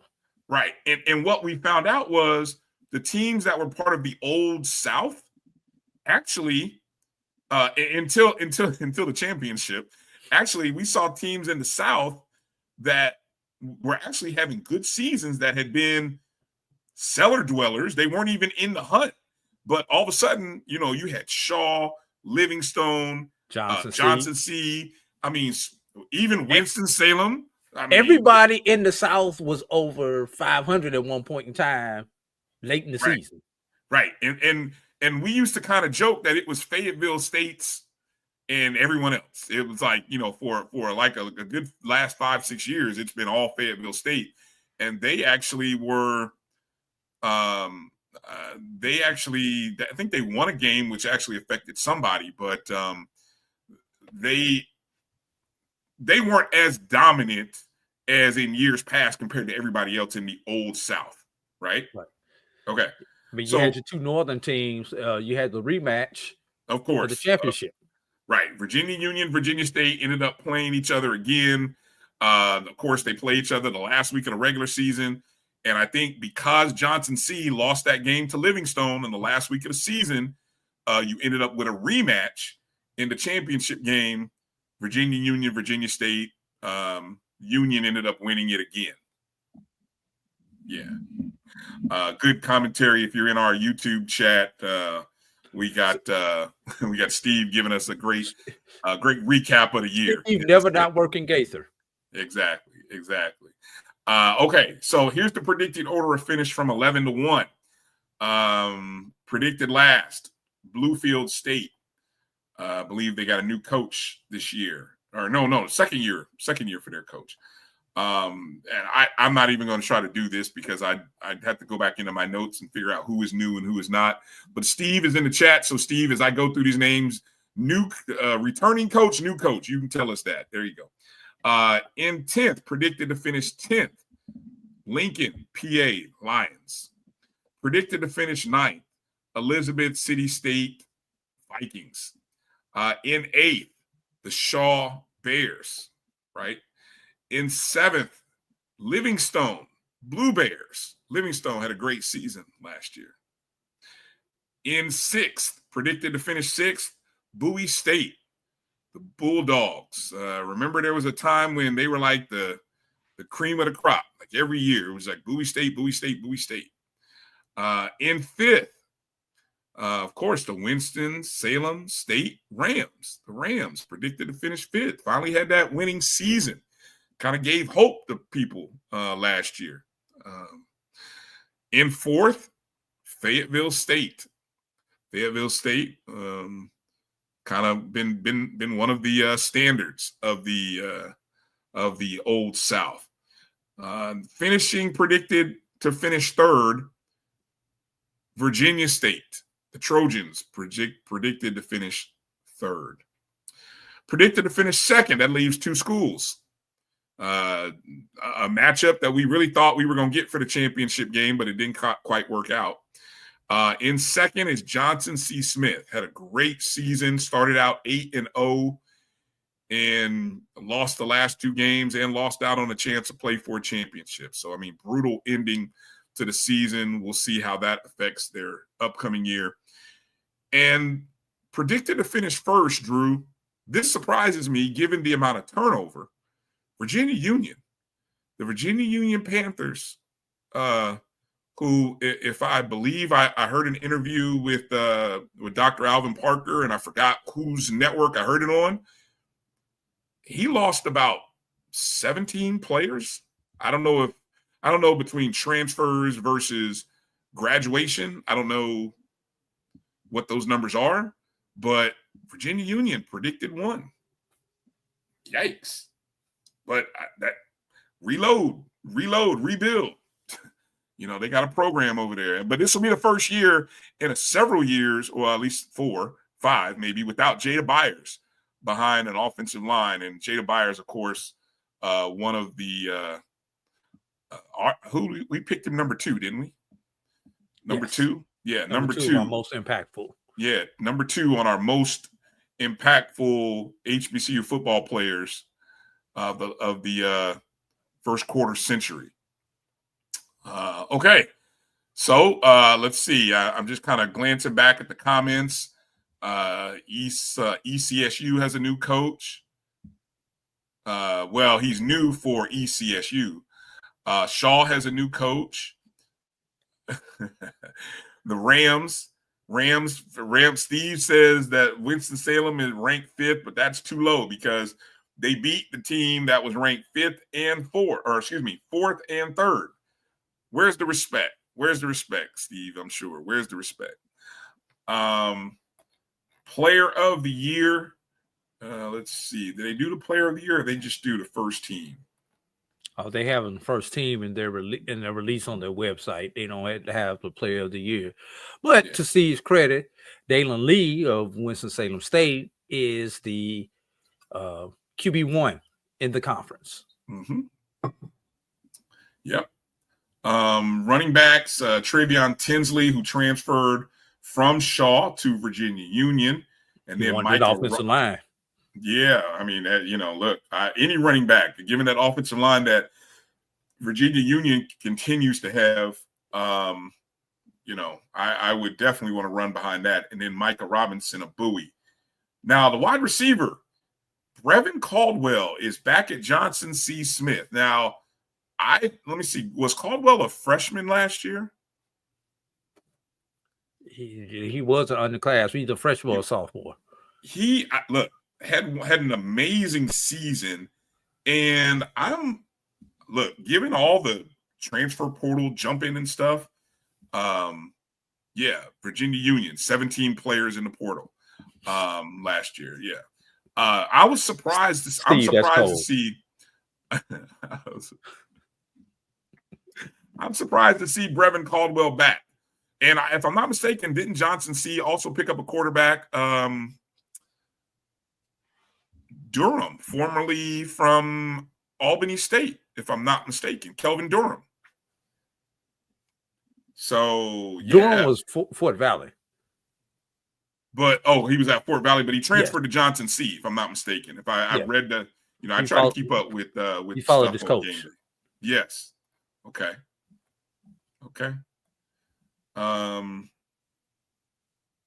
Any other thoughts, Drew, regarding the CIAA? And I know I've already talked to good friend Chris Ferguson, who he was in attendance. So although I know Stephen Gaither wished that he was at CIAA Media Day, he was with us at SWAC.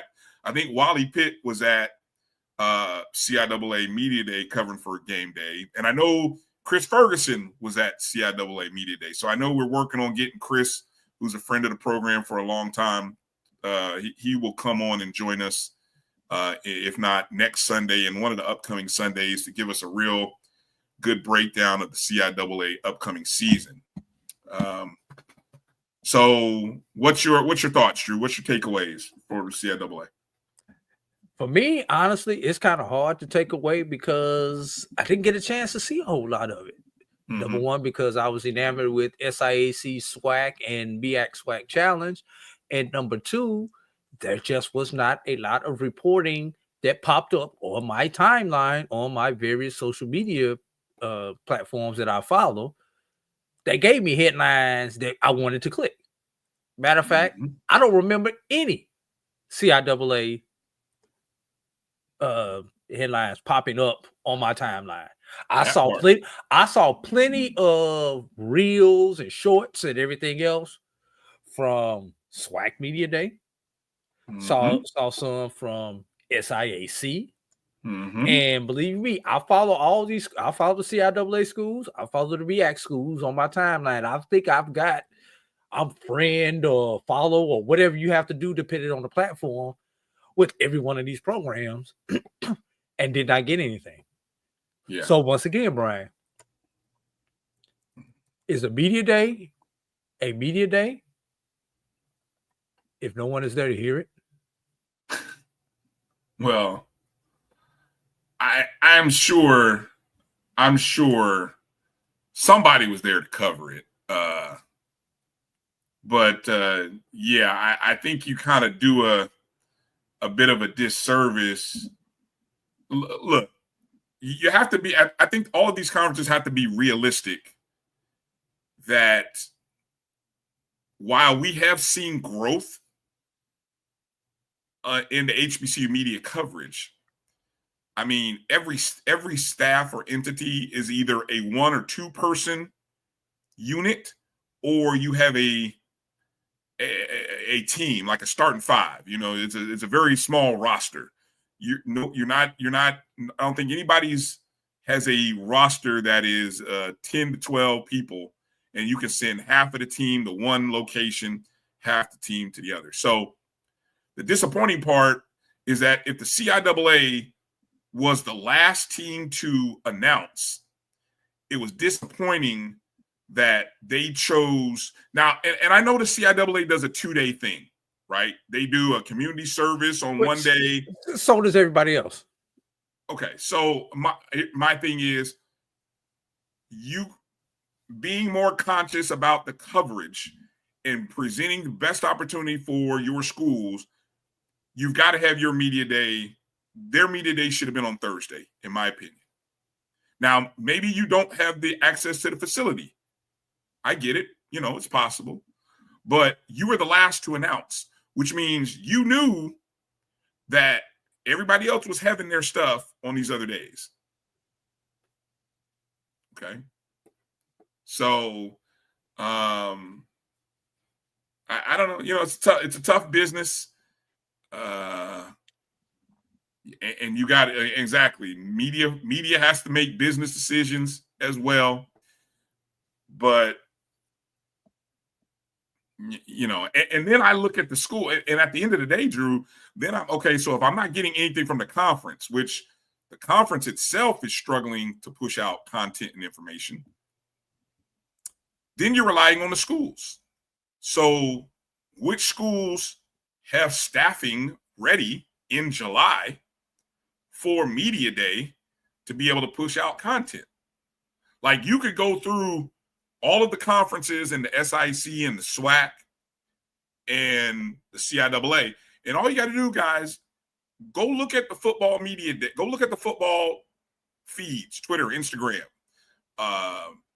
Facebook. I'm not really following those schools on Facebook, but whichever platform you go to most, TikTok. I get, yeah, TikTok even. You know, what are they pushing out? Are they pushing anything out? And that'll answer all the questions and everything you need to know. So, yeah. There you go. Any other? I'm just checking the main pages. See that? Like, I'm checking the main pages on game day, and I'm checking the main page on HBCU Sports. Not one story, not one headline story, and I just want to make sure I'm not missing it. Not one headline story talks about the CIAA.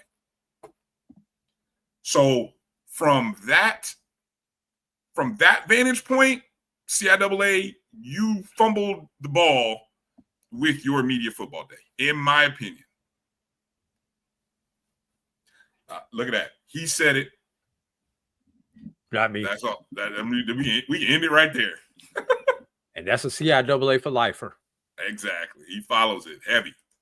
So if he said it, I mean, it is what it is. All right. Well, we will, though, have coverage later. We'll talk, because we're going over the next well, we're 5 weeks away, Drew? 5 weeks? Man, over the next 5 shows, we're going to take the deep dive into all of the conferences. So we'll definitely get a chance to talk about it coming up. So, all right, Drew, you ready? I'm ready. All right, let's get to where we were on Wednesday in Birmingham, Alabama for 2025 SWAC Media Days in Birmingham. And the first thing I will say, okay, we talked about this a little bit when we had our little social, but I'm just going to say this in public. I miss, and I got Travis in the room, so I want to see if Travis agrees with me here. I miss, where you go? Why you leave the room? I don't want you to put your foot in your mouth again and be that Look, okay, on the screen. Hold on. Okay. I miss when the SWAC would open their media day with Dr. Charles McClellan introducing the day, the event, and all 12, well, back the last time they did it, there was 12, yeah. All 12 head football coaches would come up on stage with their school's helmet, and it's almost like an introduction to say, ding, ding, ding, the media day event is starting at 10 o'clock Central. I missed that because here's what happened. 10 o'clock rolled around, and because they're doing an ESPN broadcast, and I don't think I saved the picture of the stage and everything. Because they're trying to do an ESPN broadcast, Jay and Tiffany open up the show with a little intro, whatever. But while they're opening the show, nobody in the main room, Drew, was paying attention. I don't think anybody, there was people still talking and other chit-chatting. We're media. We hadn't seen so-and-so. Hey, how you doing? Blah, blah, blah, blah. Their coaches talking. Oh, come on, all the media's talking.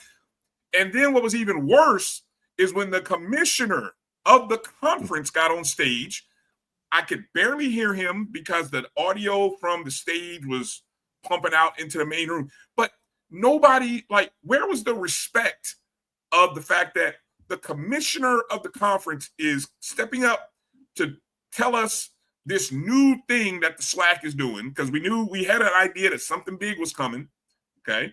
We wanted to hear from him. His first public comments about this SWAC TV thing was coming on that stage with Jay and Tiffany. But I couldn't hear it. Nobody could hear it. Nobody, I mean, it was like, who's up on stage? Oh, it's the commissioner.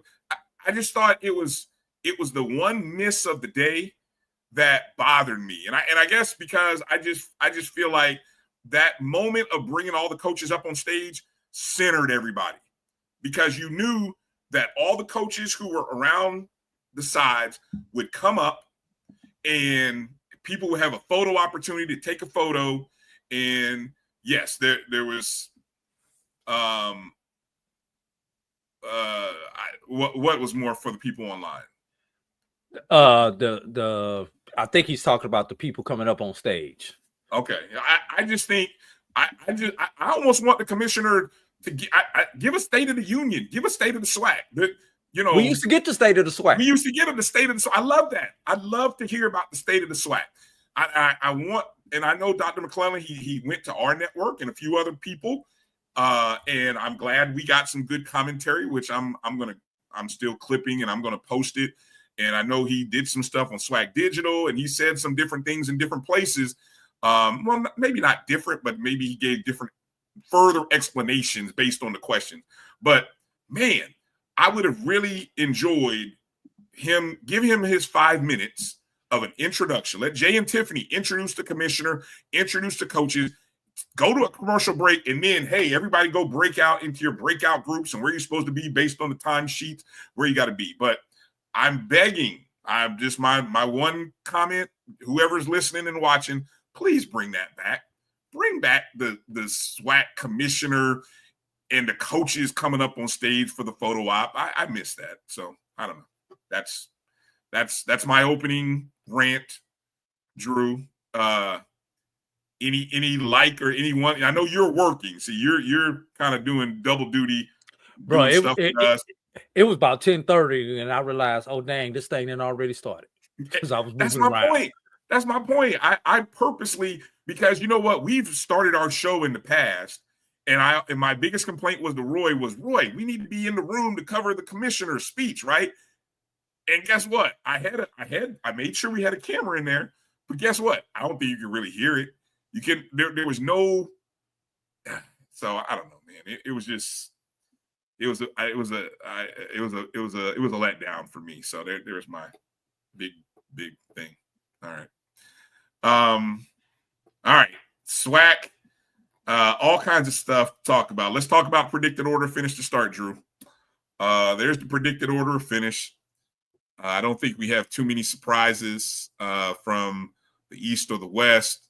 Jackson State, Southern, maybe a little bit of a surprise that Southern got more first place votes in the West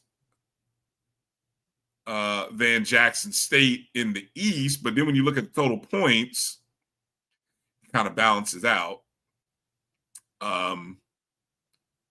Somebody picked Bethune-Cookman to finish first. I need that person checked. I need to know who that is. We need to do an investigation because somebody's.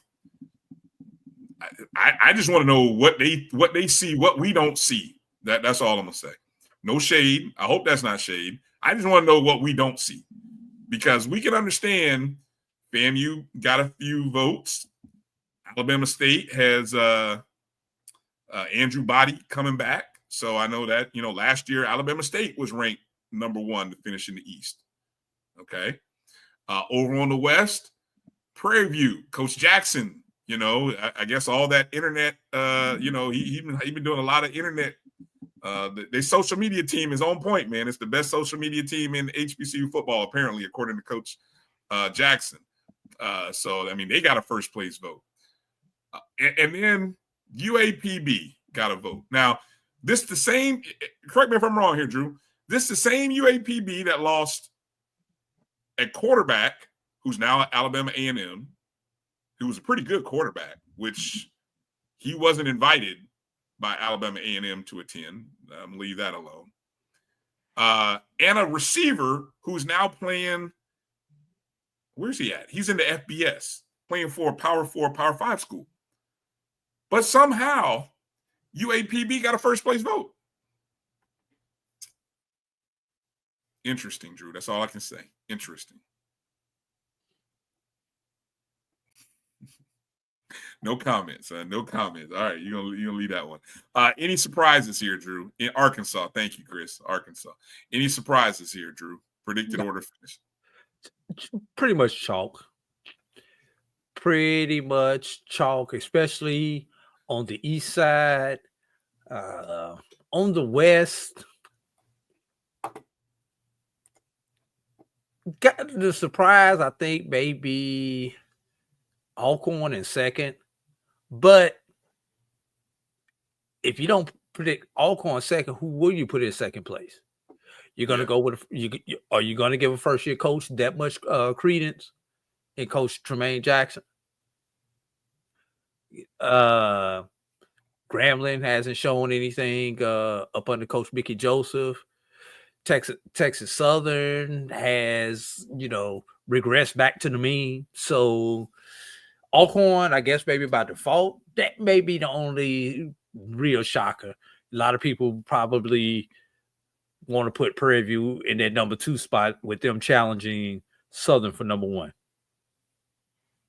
And just looking at the order of finish from last year, of course, we all know Jackson State finished unbeaten in first. Florida A&M and Alabama State finished tied for second. And then Alabama A&M finished 4th, Bethune 5th, Valley 6th. Oh, guess what? Predicted order finish looks like how last year finished. Okay, over on the West, Southern won the West last year. Alcorn finished second last year. Texas Southern finished 3rd last year at 500, 4-4. Prairie View finished a game behind in 4th. Grambling finished 5th. UAPB finished 6th. So in other words, we went chalk. I mean, outside of the Prairie View, Texas Southern thing. Swap, yes. And so if whoever voted for Prairie View to finish first, that's probably enough points that pushed them to where they are. I will say, let me see how quick you guys are in the chat. Can anybody quickly tell me Jackson State enters the season with how many game win streak? Travis, Jerome, you can't answer this question. What's Jackson State's winning streak coming into the season?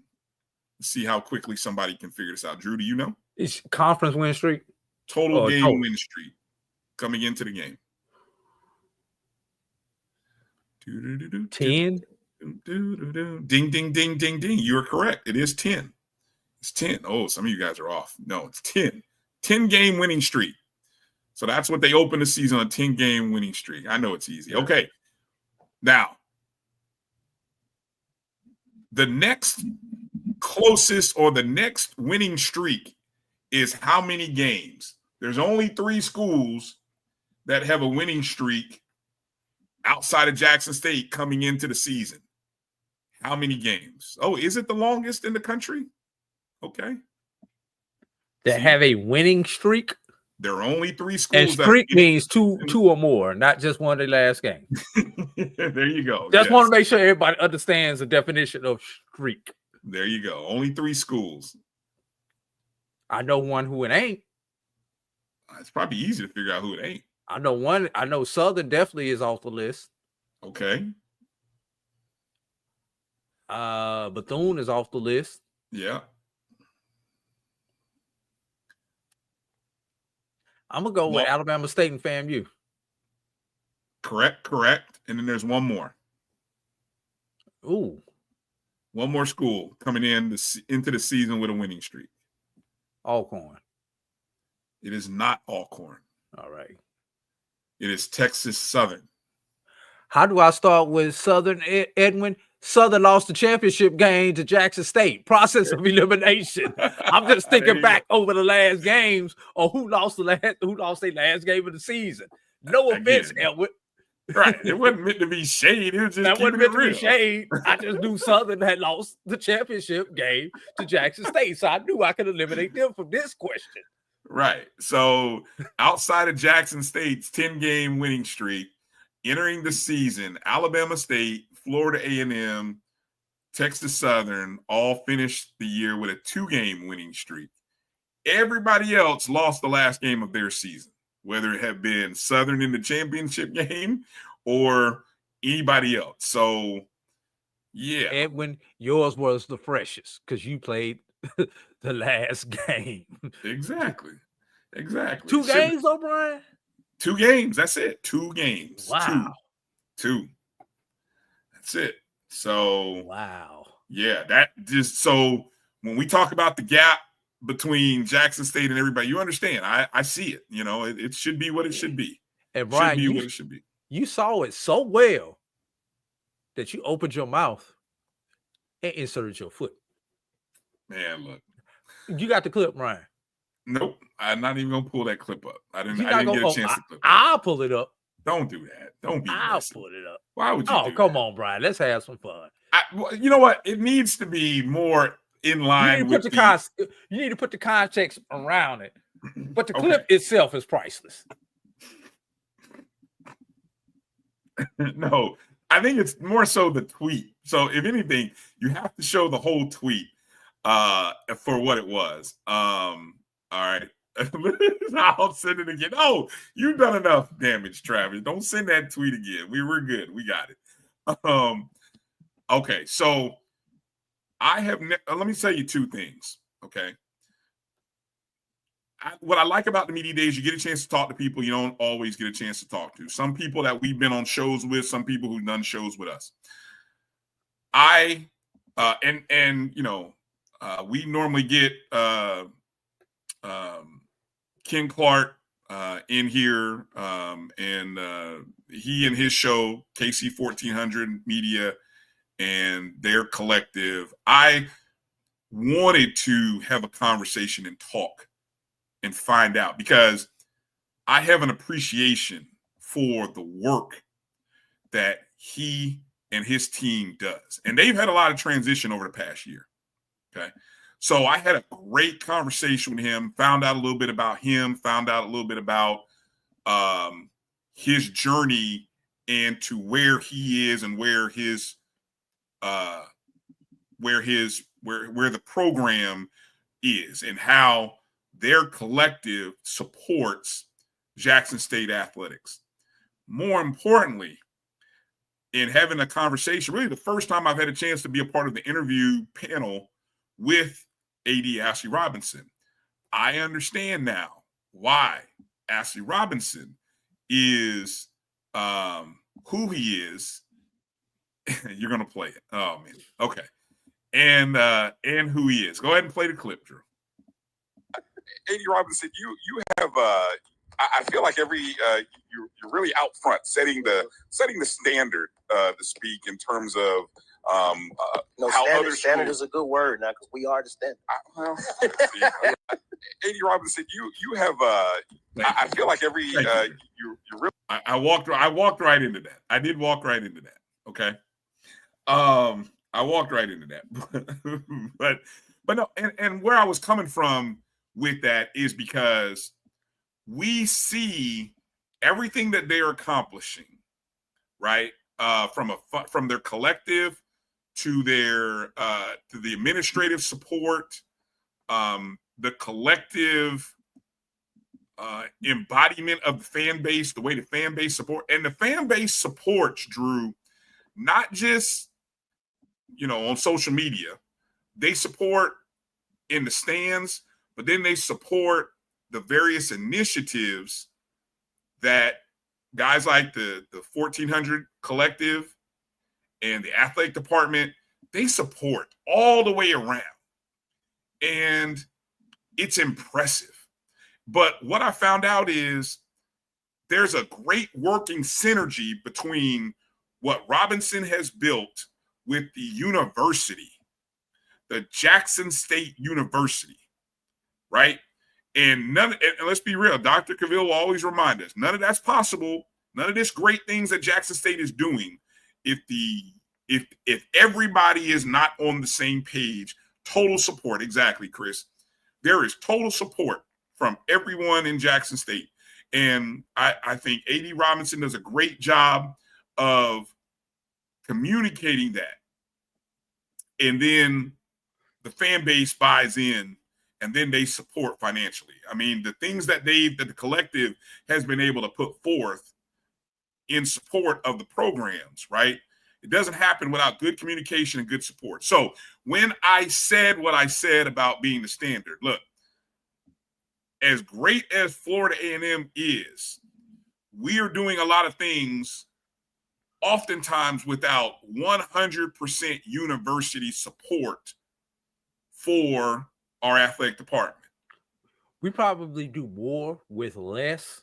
I hate that phrase, but you are right. In any other school, but Jackson State does more with support than anybody. They do a better job at garnering the support that they need to accomplish their goals. Right.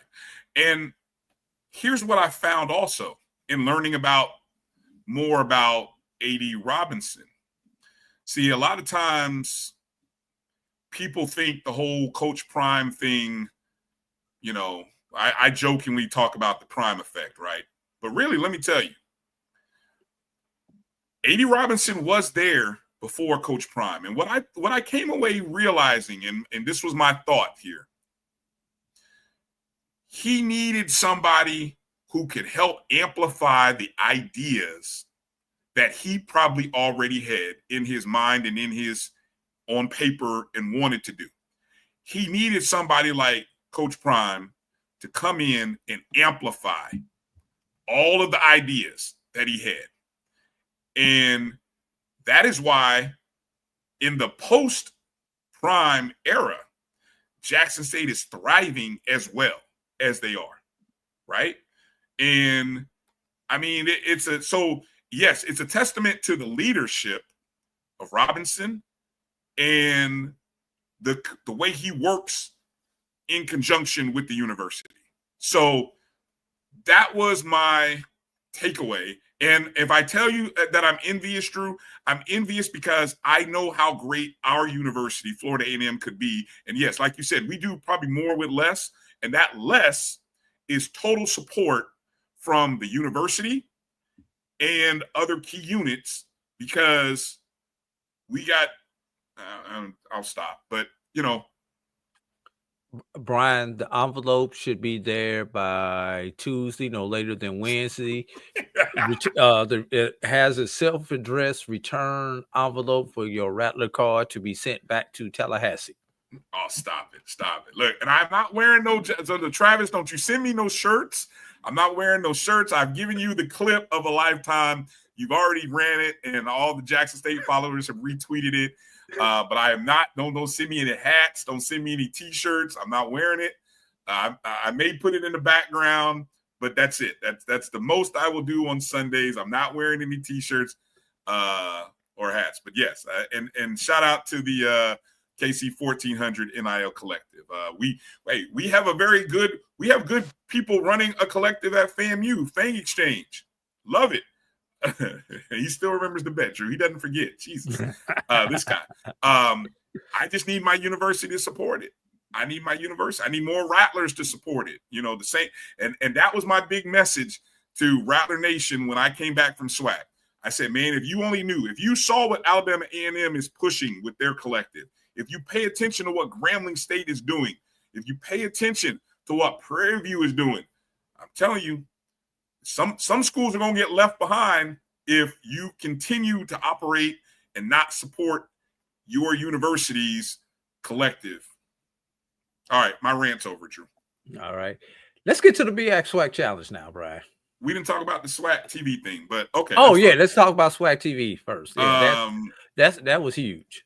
Yes, it was. That was the one big announcement. I thought that it came out that was big here. I'll kind of just read the press release, and then we can quickly talk about it, and then get into talking about the MEAC SWAC Challenge. So again, the biggest news that came out of SWAC Media Day, the SWAC announcing the creation of SWAC TV, which is the new streaming platform. Basically, the way to think about it is we're all familiar with the SWAC digital network via YouTube. This is an amplified rebrand of the SWAC digital network, but now it will be accessible. The SWAC TV will be available August 1st, and you will be able to download it on Roku, Amazon Fire, Apple TV, Google Play, Android TV. It's a free platform that will feature preseason, regular season, and postseason live events across 18 league-sponsored sports, while also featuring unique feature content, sports talk shows, and podcasts. Okay, and Brian, you forgot to say to those who are looking for it, it is available now on some of the platforms. Some of the platforms are not live yet, but I do know on Roku it is available because I downloaded it on my Roku once I got back home and this week. So I do know it's available on Roku already. Yeah. Stem Boy says he sees it on the Apple app already. So SWAC TV will make its live streaming debut week 1 with the Saturday, August 30th game between Southern at Mississippi Valley State. I think our good friend Mo Carter is doing play-by-play for that game. Also, they will have the Langston Grambling State game and Texas Southern at Prairie View. Those last two games will both start at 8 o'clock Eastern, 7 Central. A total of 45 league games. So essentially, Drew, if the game is not on HBCU Go, which we saw their schedule, they're doing about 2 games a week, even in conjunction with the CIAA, I believe, right? And SIAC. And SIAC, okay. If the game is not there, and if it's not on ESPN, if it didn't get picked up as part of the ESPN package, you know where you can find it. You no longer have to worry about, well, where can I find this game? I no longer have to put together that where to find, where to watch list, Brian. Are we sure about that though? Are we sure this fills in? We haven't done our own personal matrix grid to really confirm this. Like I know all 12 Florida A&M games will appear on some network. Let's think about it. And as we get ready to talk about the BAC, here's the question. We know SWAC has just announced its network. Yes. SIAC launched its network back during basketball season. Right. And SIAC has mandated that all their games are on the SIAC network. All their home games on the SIAC network. Which means every school has to have their S together, right? Have their stuff together. Yeah. Right. Okay. CIAA set the standard. 8 years. 8 years. Yes. CIAA has set the standard. Question of the day: will the BAC announce that they have their own secondary streaming platform on Tuesday? Ooh, juicy. Well, look, we know that this network wasn't just a spur of the moment thing. It had been in the works for the last 3 seasons. Yep, 3 years. We also know that they got a lot of help from the SEC and the commissioner and the people with the SEC on how the framework of their SEC network is. Okay. We know that the SWAC invested in terms of equipment. Okay. We know that there was an investment made there. And so I know it created for the last 2 years, there's some people who've been beating that. You seen that little image of the beating of the dead horse? We understand that talking about media rights and broadcasting games has been on the lips and on the fingertips of a lot of people over the last couple seasons. Well, we understand why that the SWAC has been working towards this moment. And the biggest thing I loved hearing is that they got the data, Drew. They didn't just put it out and try to figure out where everyone was. They actually looked at the numbers, looked at the data, and then said, okay, with these kind of numbers, what kind of platform do we need to create to be able to go to advertising agencies and advertisers and sponsors so that, yes, you can really generate ad dollars so that it can remain free. Again, that's the key word. In order for you to remain free, Drew, what has to happen? So paying $19.99 to watch a game at a Jackson State game is out now? Let's wait to see what happens during basketball season. I don't know. I was going to say, this doesn't talk about, look, even though the goal is for every sport to be broadcast, but will we see volleyball and soccer matches this fall? Will every basketball game, it's a full slate of things on basketball. So I still think schools will get to keep some content.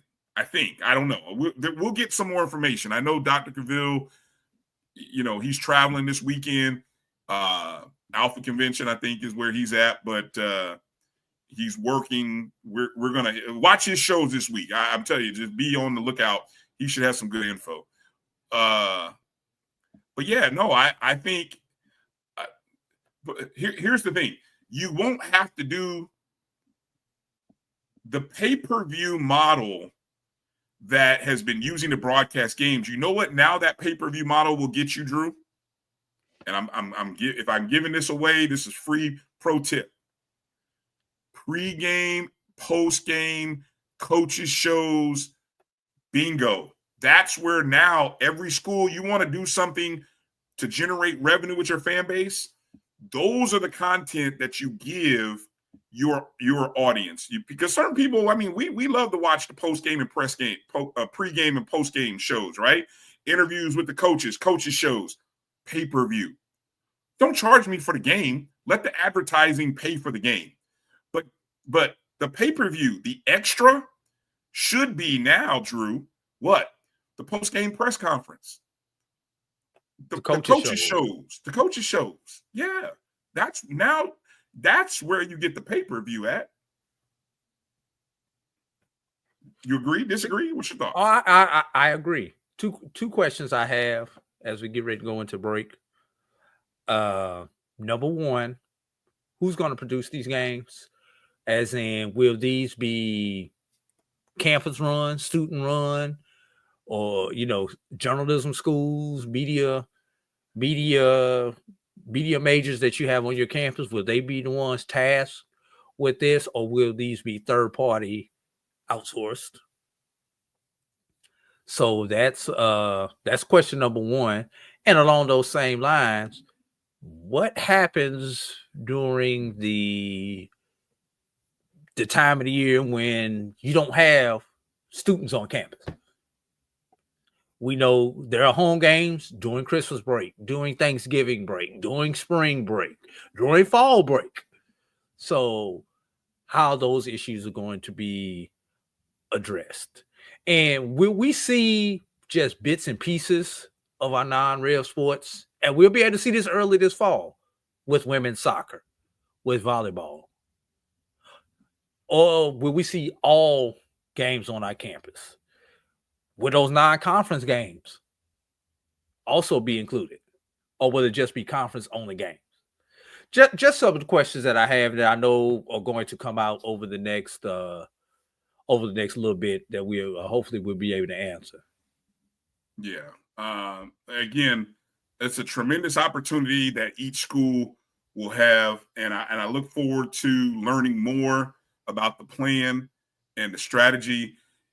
Yeah, quality of production is going to be a challenge, but let me say, if every athletic department is on task, guess what? Every school has, and you should be. This is fertile training grounds for your communications and broadcast departments. Fertile ground.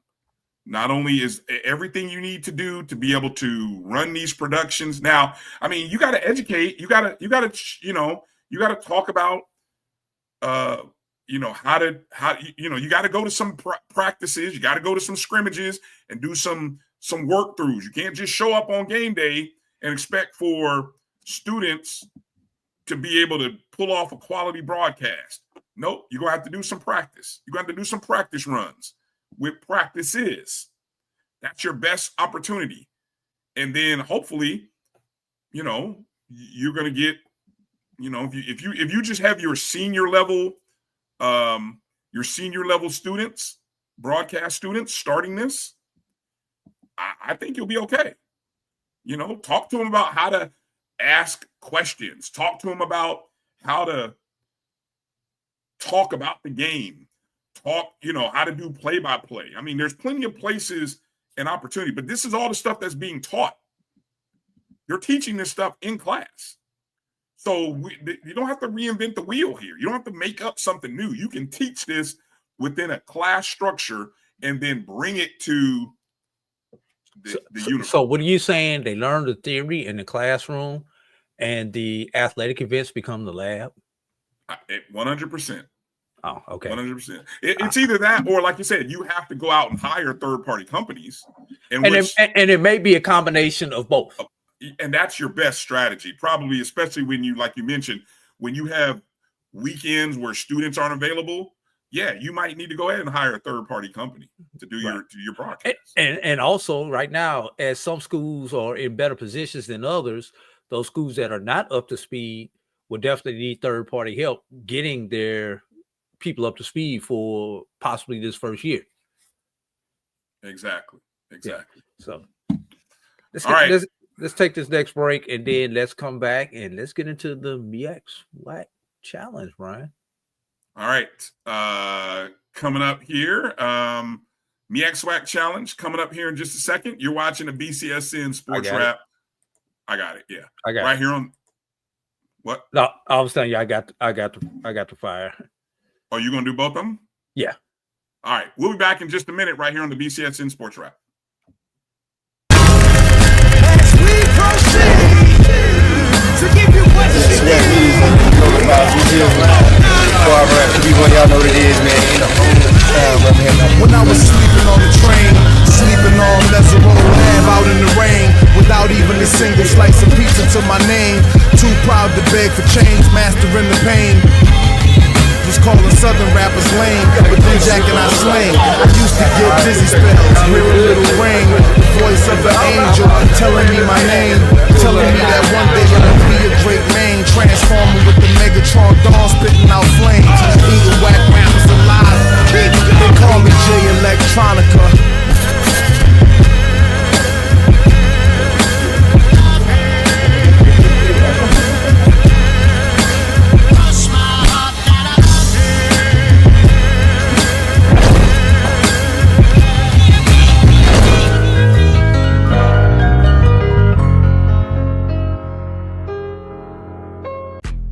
History? Yeah, we built that. Pride? We fuel that. And on August 30th, we run that. Two powerhouse HBCUs, Howard Bison, FAMU Rattlers, one legendary showdown under the Miami lights at Hard Rock Stadium. The energy unmatched. The culture undeniable. The vibes straight HBCU. 2025 Invesco QQQ Orange Blossom Classic. Get your tickets and book your hotel now at orangeblossomclassic.com. Saturday, August 30th at 4 p.m. in Miami Gardens. HBCU football fans, the Cricket MEAC SWAC Challenge Kickoff is celebrating 20 years this August. From Birmingham to Orlando to campus sites and now in Atlanta. The Cricket MEAC SWAC Challenge Kickoff has been a mainstay in HBCU athletics. 2 decades of providing a national platform on ESPN and now ABC for the finest HBCU programs in the country and some of the most talented players and coaches that have represented them. Forrest Jackson, Tariq Cohen, Javon Hargrave, Darius Leonard, Rod Broadway, Buddy Pugh, all have left their mark on this storied event. This year, we celebrate by welcoming North Carolina Central and Southern to Atlanta, which has cemented its place as the HBCU football capital. Every team who participates in this event looks to start and finish their season in the A by gaining a spot in the Cricket Celebration Bowl. That, however, is earned by becoming conference champions. And it starts right here in Week 0. MEAC versus SWAC. The rivalry is real. Thank you for the last 20 years of support. The story never ends.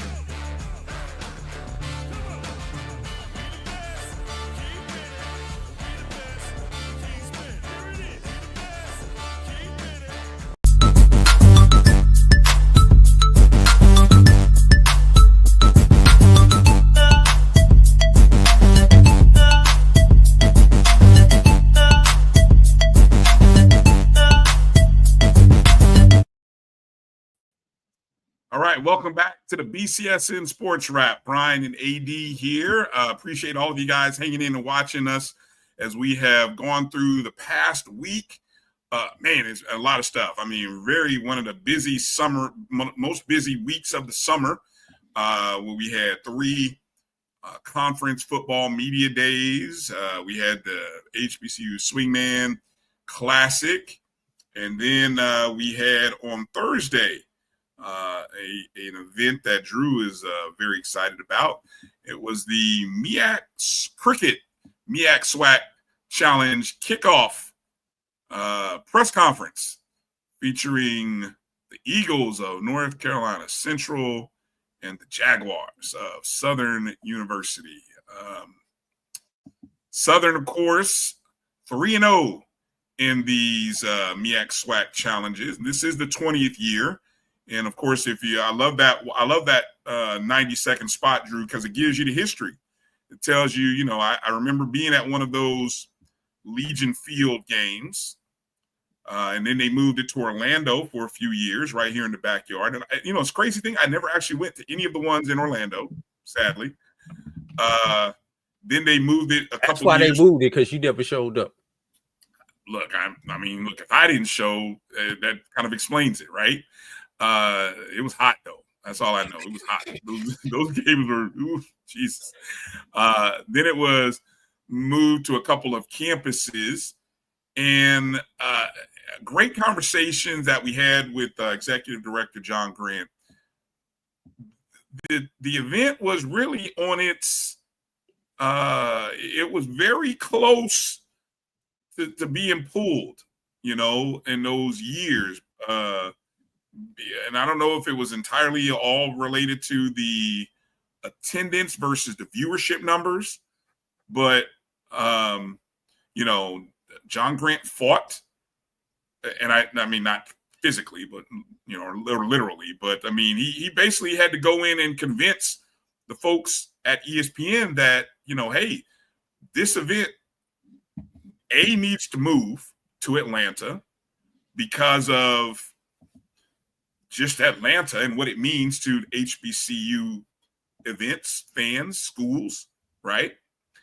And then eventually he was able to get them to move it to week 0. And moving it to week 0 from off of week 1, like when it first moved to Atlanta, Drew, it was Labor Day weekend. Yes, it was Labor Day weekend. And I think that first game was even played at like 1 or 2 o'clock. It was an afternoon game because I remember it was hot and I was there. Right, and that's when I did not have a media pass. Yes, and so I was in the stadium. It was Prairie View and Bethune. No, not Bethune. No, next year, the first year, it was Prairie View and was it Central? It might have been Central. Central. It might have been Central and Prairie View in that first year. I just remember the little tailback from Prairie View running all over. I think it was Central. That was a high scoring game too. It was like 42-20 or something. But Prairie View, who at the time athletic director was Ashley Robinson, was the AD. And it was Prairie View. It was Prairie View. I do know that. Yes, it was Prairie View. Because Ashley Robinson was athletic director at Prairie View. Yep. In 18. And then he was athletic director at Jackson in 19. Right. Exactly. And there's a story that we were told in back pages that I don't think we need to repeat about how I'm not gonna tell it. Prairie View. I'll let you do the work with John Grant and see if John Grant will tell it. That's when John's he comes story on the show. to tell. Yes. Dewanya Tucker. Thank you, G Boom. Thank you. I knew he was it was a little guy. He was a dude, a baller. But yeah, so 20 years of the MEAC SWAC kickoff challenge. What'd you say? Oh, what were you you had your hand up. What were you gonna add? I was gonna ask Chuck, did something for the first time, Chuck Hunt. Oh, yeah, okay, yeah. So you did watch the replay, but for the first time ever, the press conference was streamed live. Exactly. It was on Facebook, YouTube, and Instagram. So obviously, Jay Walker was the host. I think it's like the second, it's like at least the third year. That Jay's been the host. You see Trey Oliver to the left, Terrence Graves to the right. I think both universities' athletic directors were there in attendance.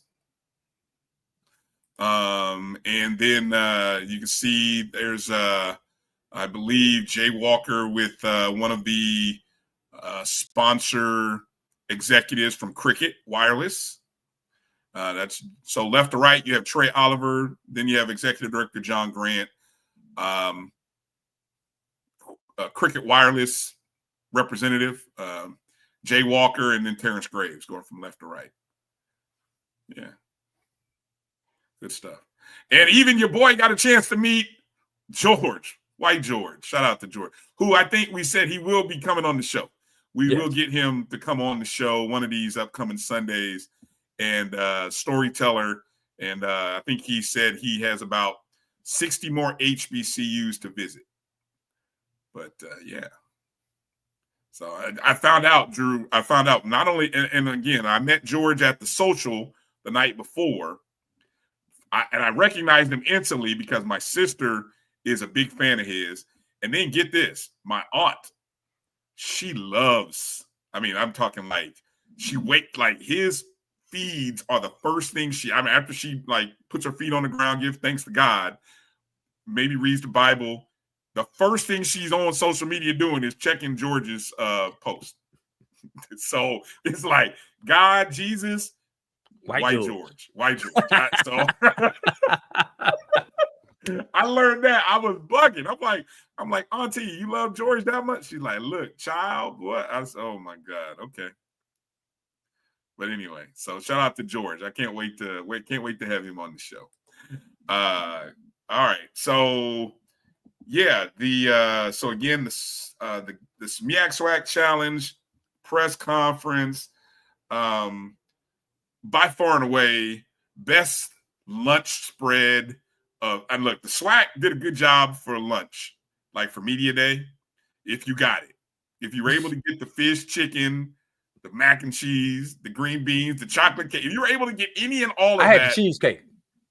Oh, see, I didn't mess with. I saw how good that chocolate cake looked. Oh my God, it was so good. See, I only ate half of it too because I knew my sugar numbers might have gone through the roof. So I only had about 5 bites. I just took an extra cholesterol pill after I ate the cheesecake.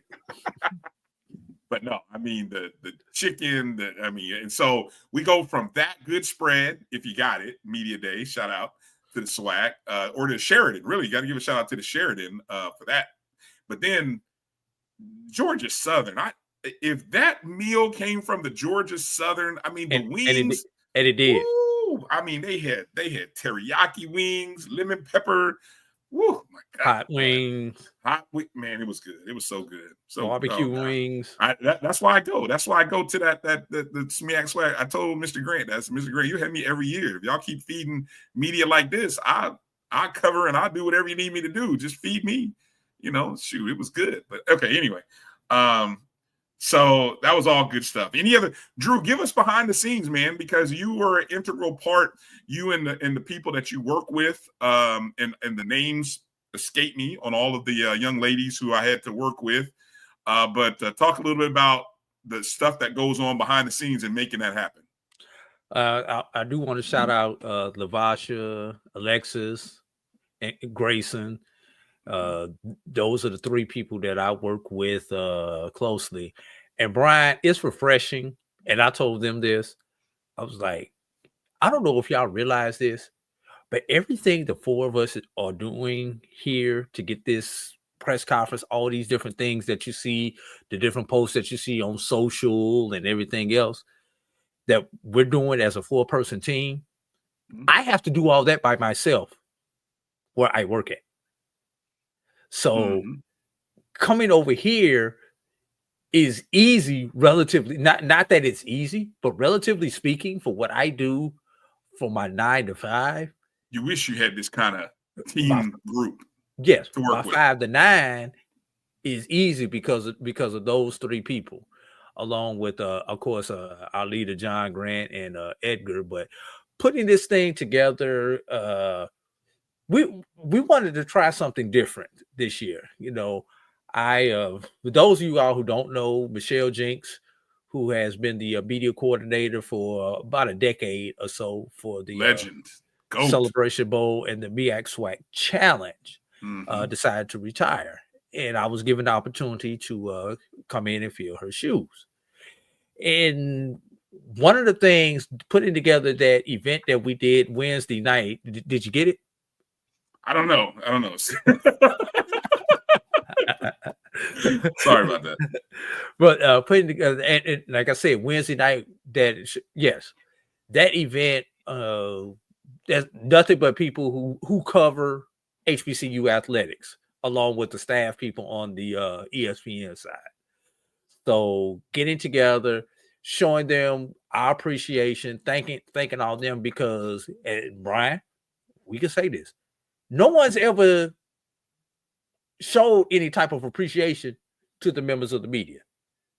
They've been taken for granted for so long doing something like this, that we're going to make an annual thing, is something that I felt was important, having come from that side. You know, you call us, you want to scoop us without scooping us, because we can't quote you on it, but you have this information that you want to get out, or that you want to get a feeler out, and we have to be able to creatively put this out without telling who our sources are. And you know, this is for any level of media, and then you tell us stuff, and we have to keep your secrets, and have to be discreet in the information that we put out. Putting that event together Wednesday night just shows how important these people are. It just shows a little love for those people. Then Thursday, now mind you, SIAC Tuesday, SWAC Wednesday, media event Wednesday night, media appreciation event Wednesday night. So Thursday morning, on about 4 hours of sleep, I'm in there, try to get everything set up. And while I'm talking about them, I also need to shout out Roy Evans, CEO of the Black College Sports Network, and Brian Fulford for pushing the buttons behind the scenes, for letting you guys see that the live production of the SWAC Media Day. The students over at Georgia State and their media department did the production. They ran the cameras. They did the technical things. It was Black College Sports Network's job to take the feed that they were producing and to get it out to everybody. They did not do that. So the two people who I trust the most to do that, Roy and Brian, got it out. Made sure the YouTube feed was up. Made sure the internal feed was up. Made sure the Instagram was up. Made sure the Facebook was up. Not that I don't know how to do all of these, but considering everything else I had to do. Yes. And one of the things that I have learned is I need to rely on other people who I trust to do things and hold them accountable for doing it. Did not have to hold them accountable because they stepped to the task and did what I needed them to do. So then after that, it's just making sure everybody shows up, point and click. And did you notice something, Ryan? We started on time. Oh, yes. We started at 11 o'clock, and I almost hate to use this phrase, WPT. Yeah, see, hold on. You froze up because you were about to say something you probably didn't need to say, Drew. You don't say whatever you were going to say. The internet cut you promptly from saying it. Promptly. Yes. We started at 11 o'clock promptly. Yes. And we were scheduled to be done at 12 o'clock. We finished at 11:56. Yes. Yeah. So that's one thing that you carried on the tradition. I know Michelle was very big on that, about making sure we start on time when we're supposed to start and end when we're supposed to end. And so, you know, the only thing that disappointed me was somebody did not listen to my instructions before we began. At 5 minutes before we began, I got up on stage, off camera, and reminded everybody, go ahead, take your seats, and to please do what, Brian? Okay.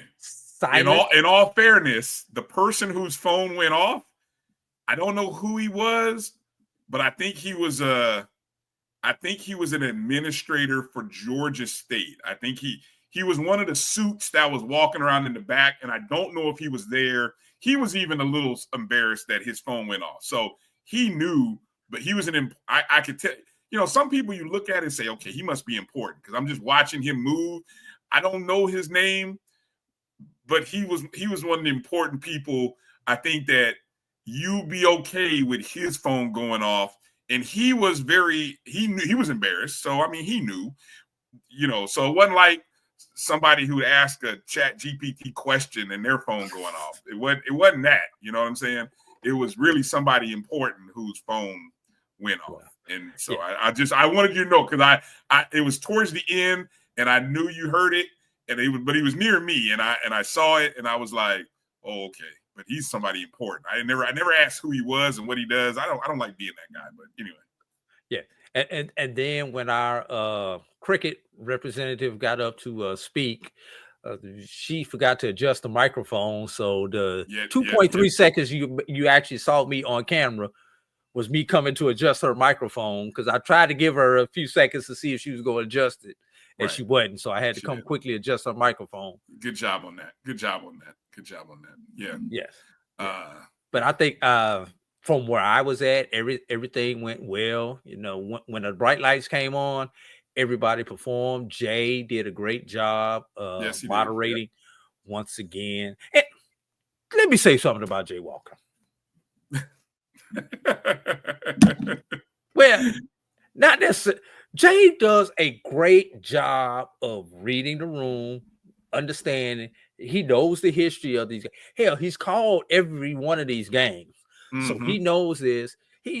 Because he played at Howard, he understands HBCU culture. He does. And everything else.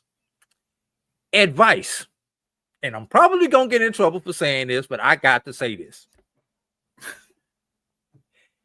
Whoever your moderator is for an HBCU event, especially a press event of this magnitude, make sure that if you can't get an HBCU person, like somebody who graduated from or played at or coached at HBCU, get somebody with some decent HBCU knowledge or HBCU ties. Can't always go with local people, Brian. Offline, I have to find out. I'm not going to say on air, but because there's been a few press conferences for classics over the last month, so I'm kind of like, who is Drew talking about now? Just long answers only in the chats. Just the questioning and the. You need if you don't know, please have your cue cards or your phone ready so that you know who the coaches are, who the people on stage with you are, that you know their name, and 2 to 3 bullet points about them, such as how long they've been at that institution and things of that nature. Hey, since you brought up questions, right? No, let's not go there. This is all I'm gonna say. We need to do a special show or a special segment on question etiquette for media or just new media folk, because there's a lot of new media folk. There's a lot of entities that pop up at these press conferences. You're like, who? I've never heard of that outlet. Where are you from? And so I always want to kind of take note of the entity that they say, because you do have to get up and introduce yourself and say where you're from or who you're covering for, right? And then let me cut you off right there. And even I make sure that I give the proper way to introduce yourself. Please state your name and your media outlet, and I make sure that is announced before the press conference. And usually, and Jay does a good job reminding people when we open up the Q&A to please state your name and your media outlet. I'm sorry. Go ahead. And everybody follow that. But there are certain. I think it's very hard to look. Asking questions is not easy, because at the end of the day, you have to be able to ask a question that See, I know when Drew goes away, Drew's like, oh, I don't want to be on camera for this. When you ask a question, you have to ask a question in a way that gives the people on the dais or on the podium, the coaches, you got to give them something that they can answer. You can't give them a statistical context. Yes, you can't give them statistical analytics and ask them to comment about statistics. These are football coaches. These football coaches aren't data analysts. You know, you can't ask them a question related to, yes, it needs to be open-ended. You cannot ask yes/no questions, but you don't make it too complicated, because at the end of the day, they will go back to they'll go back to coach speak, right? So you've got to be very, you got to think about who your constituents are, and you need to have about 3 or 4 questions ready, because somebody's going to take one of your questions. Somebody may take one of your questions. Now, and to that point, let me throw this out. We also had a Zoom option for members of media who could not get there. Yes. That the people who were watching live did not know. The people on Zoom did not ask a question because, and I asked them afterwards, they said every question that they wanted to ask, somebody in the audience actually asked that question or a similar question. So they didn't want to come on and just embarrass themselves or ask the same question. And if your question has been taken, then just don't ask. It is what it is. Yeah. If you can't quickly pivot, okay. Exactly. Oh well, you were there. Or you and here's another thing, another trick we learned, right? If you're listening to the coaches, you may come up with a new question based on something they said. That comes from listening to the person that you're interviewing. See, it's not just about asking the question, but it's also about listening to their response. Because, yes, so Kenneth knows what I'm talking about. All right, I'm glad somebody does, so we can laugh together here. And I will say this, Edwin I didn't ask any questions, but I did feed a question.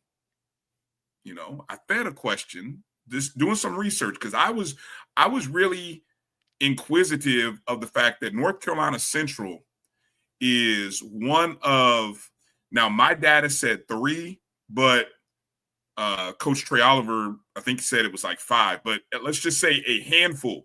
There's only been a handful of schools from the most recent NCAA APR reporting that achieved a perfect score. And I'm talking football programs.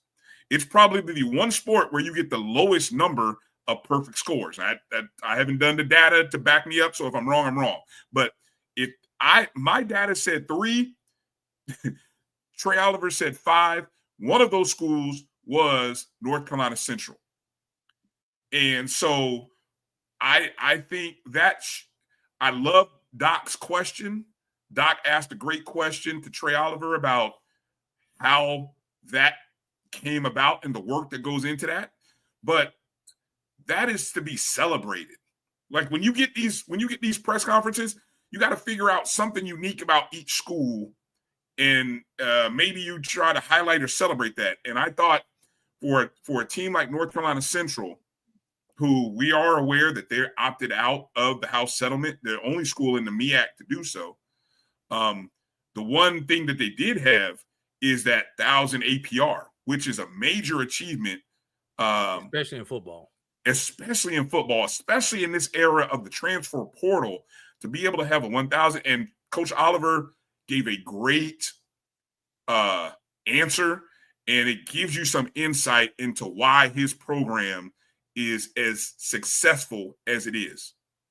So those are the kind of things that can come out of press conferences. If you are a media member that is there to find out answers to inquiring questions, and not really trying to, as the kids say, gaslight a coach, so to speak. Yeah. Well, Bryan, I think you and I were blessed. Obviously, you did your major. You did do some journalism classes along with graduating from School of Business. I was strictly SBI, School of Business and Industry. But the one thing, God rest Dr. Mobley, Dr. Sybil C. Mobley, but the one thing that she taught us is how to ask a proper question, how to do your research. Research, yes, sir. Yep. How, give your 1 or 2 facts, your context that leads into your question. Yep. And also, I did work in politics. I worked for city government, county government, and I will say my former mayor, Johnny Ford. work closely with him. The one thing that I've learned from him is how to read a room and to be able to pick up and ask and answer questions based on the room. He was good, especially doing political debates about just taking 2 or 3 notes about what the question was, what his opponents were saying, and being able to pivot and spin and give a proper answer with that. And that is a skill set, Brian. Everybody cannot do that. Mm-hmm. So so I've been blessed. I don't think I've asked a Chat GPT question, but if I have, it's been rare. But like Steve said, everyone who could having journalists who understand how to read a room is important. You don't have to ask a question just to ask the question during the presser. They have time usually after the pressers that you can talk to these coaches individually. That's when you ask that question, and you may re-ask that same question so that you can get it on tape.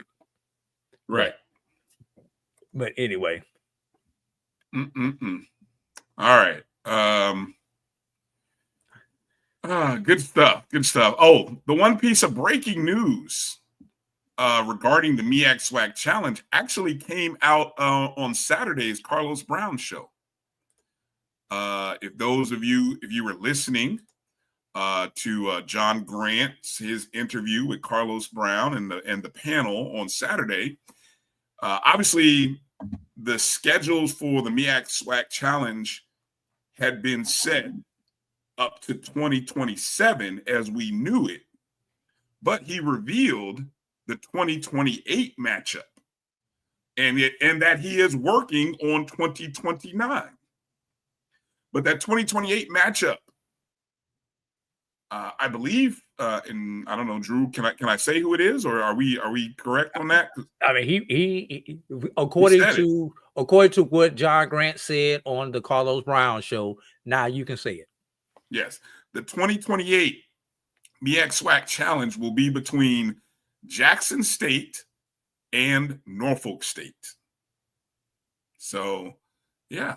So in 3 years, and obviously trying to be 3 to 4 years ahead is the goal. So who knows what Norfolk State will look like? Will Mike Vick still be the head coach in 3 years? Will TC Taylor still be the head coach at Jackson State in 3 years? But it'll be fun to kind of see that rotation. And obviously you have more teams right now in the MEAC than you do the SWAC. So the SWAC can continually, you could have a new SWAC team every 6 to 7 years and probably get a new MEAC team every 4 years. I don't know. There's some MEAC teams we haven't seen. Have we seen Morgan State in this thing yet recently? Not recently. Not in Atlanta? No, haven't seen. Not in the Atlanta version. Yeah, not in Dell State. We haven't seen Dell State in the Atlanta version either. No. So there you go. Yeah. But yeah. All right. Again, we teased it a little bit. Oh, Edwin, is that wishful thinking by Edwin? Is that wishful thinking? Yeah, I think so. Okay. Coming up this week on Tuesday. Oh, before you pivot, if you want to go back and watch the replay of the MEAC SWAC Challenge press conference, go to MEACSWACchallenge.com, and it is there in the media section. You can go back and watch the full replay of the press conference right there on the website. And that is also the place where you can buy your tickets for the game. Tickets are on sale. Plenty of good seats left, reasonably priced. This is a family-friendly event. You can get tickets for this particular game cheaper than some of you guys can get for your own games on your own campuses. Just want to let you know that. There you go. The 2025 MEAC Football Media Day will be at M&T Bank Stadium Tuesday, July 22nd. That's Baltimore, Maryland. Get that off the screen. Jesus, Super chat. Johnny. Oh, you know the rule on super chats. I know. Appreciate you, Johnny. Johnny, I love that Johnny. He utilizes that super chat, man. Appreciate you, Johnny. All right. Don't make me pull that photo up. That reunited photo there. That off that of your boys from North Carolina Central. Don't make me pull that picture up. But anyway, from M&T Bank Stadium, home of the Baltimore Ravens, it'll be the MEAC Football Media Day. The Black College Sports Network will be in the house and broadcasting live.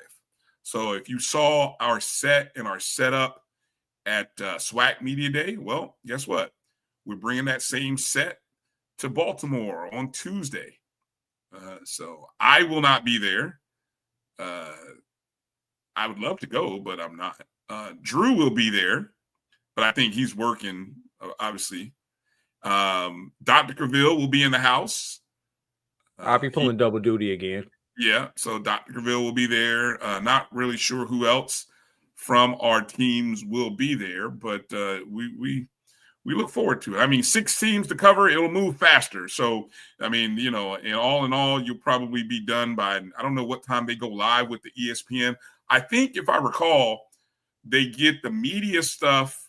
They do the media stuff first, and then they do the ESPN broadcast at noon or 1 o'clock or something like that. And then after that, everybody goes home. Except for me, I got to go sit at the airport. So, Drew, you've already teased out the fact that will the MEAC announce a secondary or conference streaming site? So that's your big ask. I wonder who do you think? I'm trying to think who will be number one. I think South Carolina State is going to go in. It's either going to be South Carolina State or North Carolina Central. One of those two schools is going to be preseason predicted number one. We know North Carolina Central has the returning quarterback. But South Carolina State, they are the defending champions. I always go with the quarterback. Quarterback and coach combination. Okay. I would favor it. Now, here's the next question. Where do Norfolk and Delaware State fall? Where do they fall? I think Somebody's Delaware State will be picked last. I think Delaware State will be picked last. Delaware State will still be picked last? Yes, definitely. That if there's one bet that I'm willing to put down right here on the table, they will be predicted last. Then they finished last year, and now you get a new coach who is literally a new head coach. So, yeah, I'm going Del State last. I think everybody's intriguing team to see will be Morgan State. We'll be looking to see,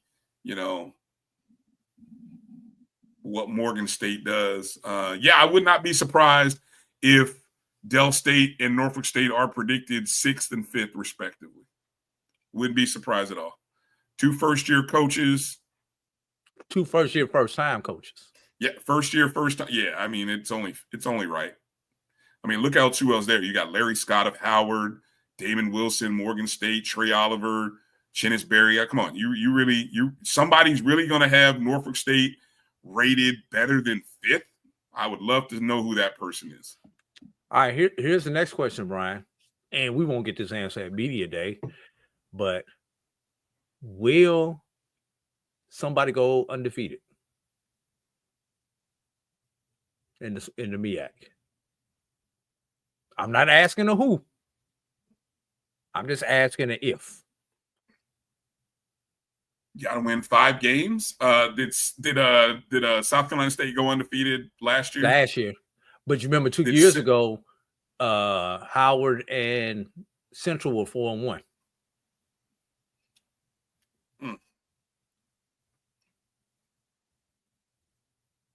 I'm going to go with the odds of no.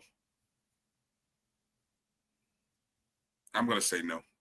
Although I don't know really what I'm basing that on, but just If I'm looking at Central, their toughest games will be South Carolina State, Howard, Morgan. It's 3 games. I mean, winning all 3. I don't know if they're home. Johnny Thornton, you're in the room. Who's home and away? South Carolina State. Let me see. I'm trying to recall the games from last year. That's what it'll come down to when I look at those top 4 teams. Who's playing who home and away? You know, and given the fact that it's only 5, I think here's another big question, Drew. Will the MEAC be able to find a partner to partner with for scheduling? Like, I think it's coming to a point where the MEAC is going to have to, just like what you see in the OVC and the Big South. It'll be interesting to see because I don't know who else is out there. If you can't get a Division II team to move, or one of those other 2 MEAC schools to field a football team, at some point MEAC is going to have to find a partner, or you're going to have to continue to work on getting a Division II school to come up to Division I. I mean, you're at the point now you have to have 7 non-conference games in the MEAC. Yeah, because we're going to a 12-game schedule. And look, that's challenging in itself. But if these schools want to have an opportunity to go to the playoffs, okay, so home against State, Norfolk, Del State. So that means they go on the road to Howard, go on the road to Morgan. So yeah, now you ask me about being unbeaten. Yeah, somebody will be 4-1. But where was I going? 7 games. 7 games, 7 non-conference games. If you want to have an opportunity to go to the playoffs, just in case you finish second in the MEAC, because we know where the champions go, but the second place team has a chance to go to the playoffs, you have to play 7. And of the 7, you really can't afford 6 to play. Need to be FCS games. Thank you. That's where I was going to go. 6 need to be FCS. But at least 5. At least 5 need to be FCSs, preferably 6. Yeah. Because that allows you 1 FBS, and that allows you 1 D2. If you get 5. But I would prefer you to own. Look, if I were evaluating and look, do 1. If you play 1 FBS to go get money, don't play a D2. Don't play a D2. If you play a D2, don't play an FBS. Brian, it's hard for the BX not to play a D2. Number 1, the traditional rivals that a lot of them have. Pretty much everybody except Delaware State has a D2. What, a CIAA rival? Has a CIAA rival. Okay. That's a natural rival. You telling Norfolk not to go play Virginia State? Yeah, I see what you're saying. You telling Central not to go play at Winston? I see what you're saying. Or South Carolina State not to play at Benedict? You telling Howard not to play Morehouse or somebody like that?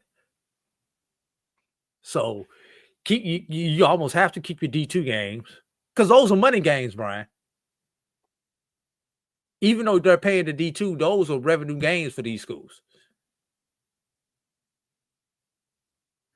Right. You know, nobody's going to pay to see Delaware State at Delaware, no matter where their game's at, or Richmond, or whoever else they have to play. Morgan Towson. How did that game do? Yeah. Attendance wise. Right. So Central Elon. Mm-hmm. So just think about it. But yeah, you're gonna have to keep those 5 games. But you are correct. The MEAC teams are in a better position to go to the playoffs. The number 2 team out the MEAC is in a better position to go to the playoffs than the number 2 team out of the SWAC ever will be. Right. The last media day for this upcoming week will be Hampton and Central. I mean, A&T. A&T. Their CAA Football Media Day will be on Wednesday, July 23rd. And where is that at?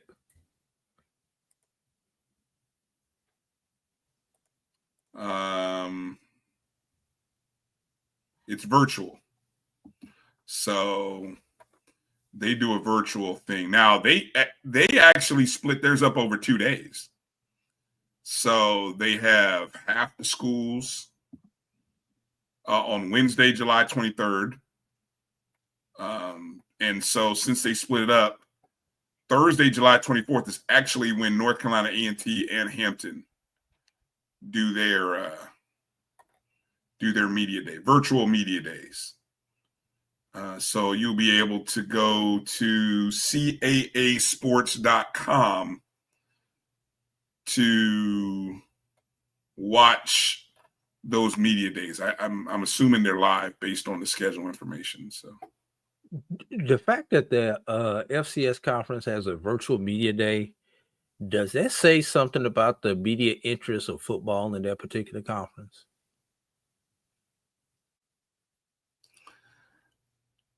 I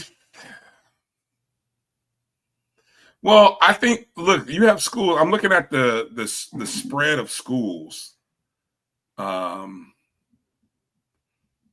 Albany, New York. No, Maine. Maine is the furthest north. Albany might be, there's a toss up between Maine and Albany.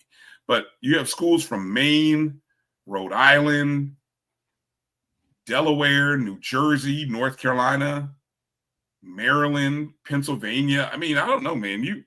And they're more spread out than the SIAC, and we get together with Division 2.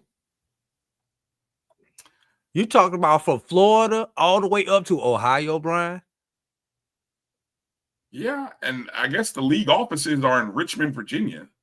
So, I mean, I guess, that you could do it. I don't know. Be interested to find out what it's probably, and I think it's been virtual ever since COVID. I think they went COVID. COVID did virtual, and they just kind of kept with COVID. I mean, they just kind of kept doing virtual. It's like no need to do anything different. So, all right. I think that does it, Drew. I think we touched all the bases. We covered all the bases on this one. And that's going to do it for tonight. Man, I appreciate you. Safe travels to all those of us who are traveling to Baltimore by plane, train, or automobile. Yeah. Be looking out again for the Black College Sports Network live coverage from M&T Bank Stadium for the MEAC Football Media Day on Tuesday, July 22nd. We'll have we'll put out some information and let you know exactly the time. So be looking out for that tomorrow. Again, over the course of the next 24, 48 hours, you'll see some more clips coming out that feature some of the interviews that we did with the individual schools. Again, thank you to Jesus. I can't even with Johnny. Where was I going? Man, let's pick up the show and go home. Man. I know. I was Johnny trying to do a proper closeout, and you threw that up there right in the middle of my close, and now it's like I forgot what I was going to talk about. But anyway, yeah. All right, let's close the chat. Close the chat down so I can give the proper close. Thanks for watching the show tonight. Make sure you're following us on Twitter, Instagram, Facebook, or YouTube. Thank you to everybody. Hit the thumbs up and the like button, however and wherever you're watching, if you can. And then also want to encourage you to go check out the BCSN Pod Zone, the aggregate of all of the shows that appear on the Black College Sports Network. The best Black sports podcast, according to Million Podcasts. Thank you. And you guys make that possible. So wherever and however you download, rate, review, subscribe, appreciate you all doing that.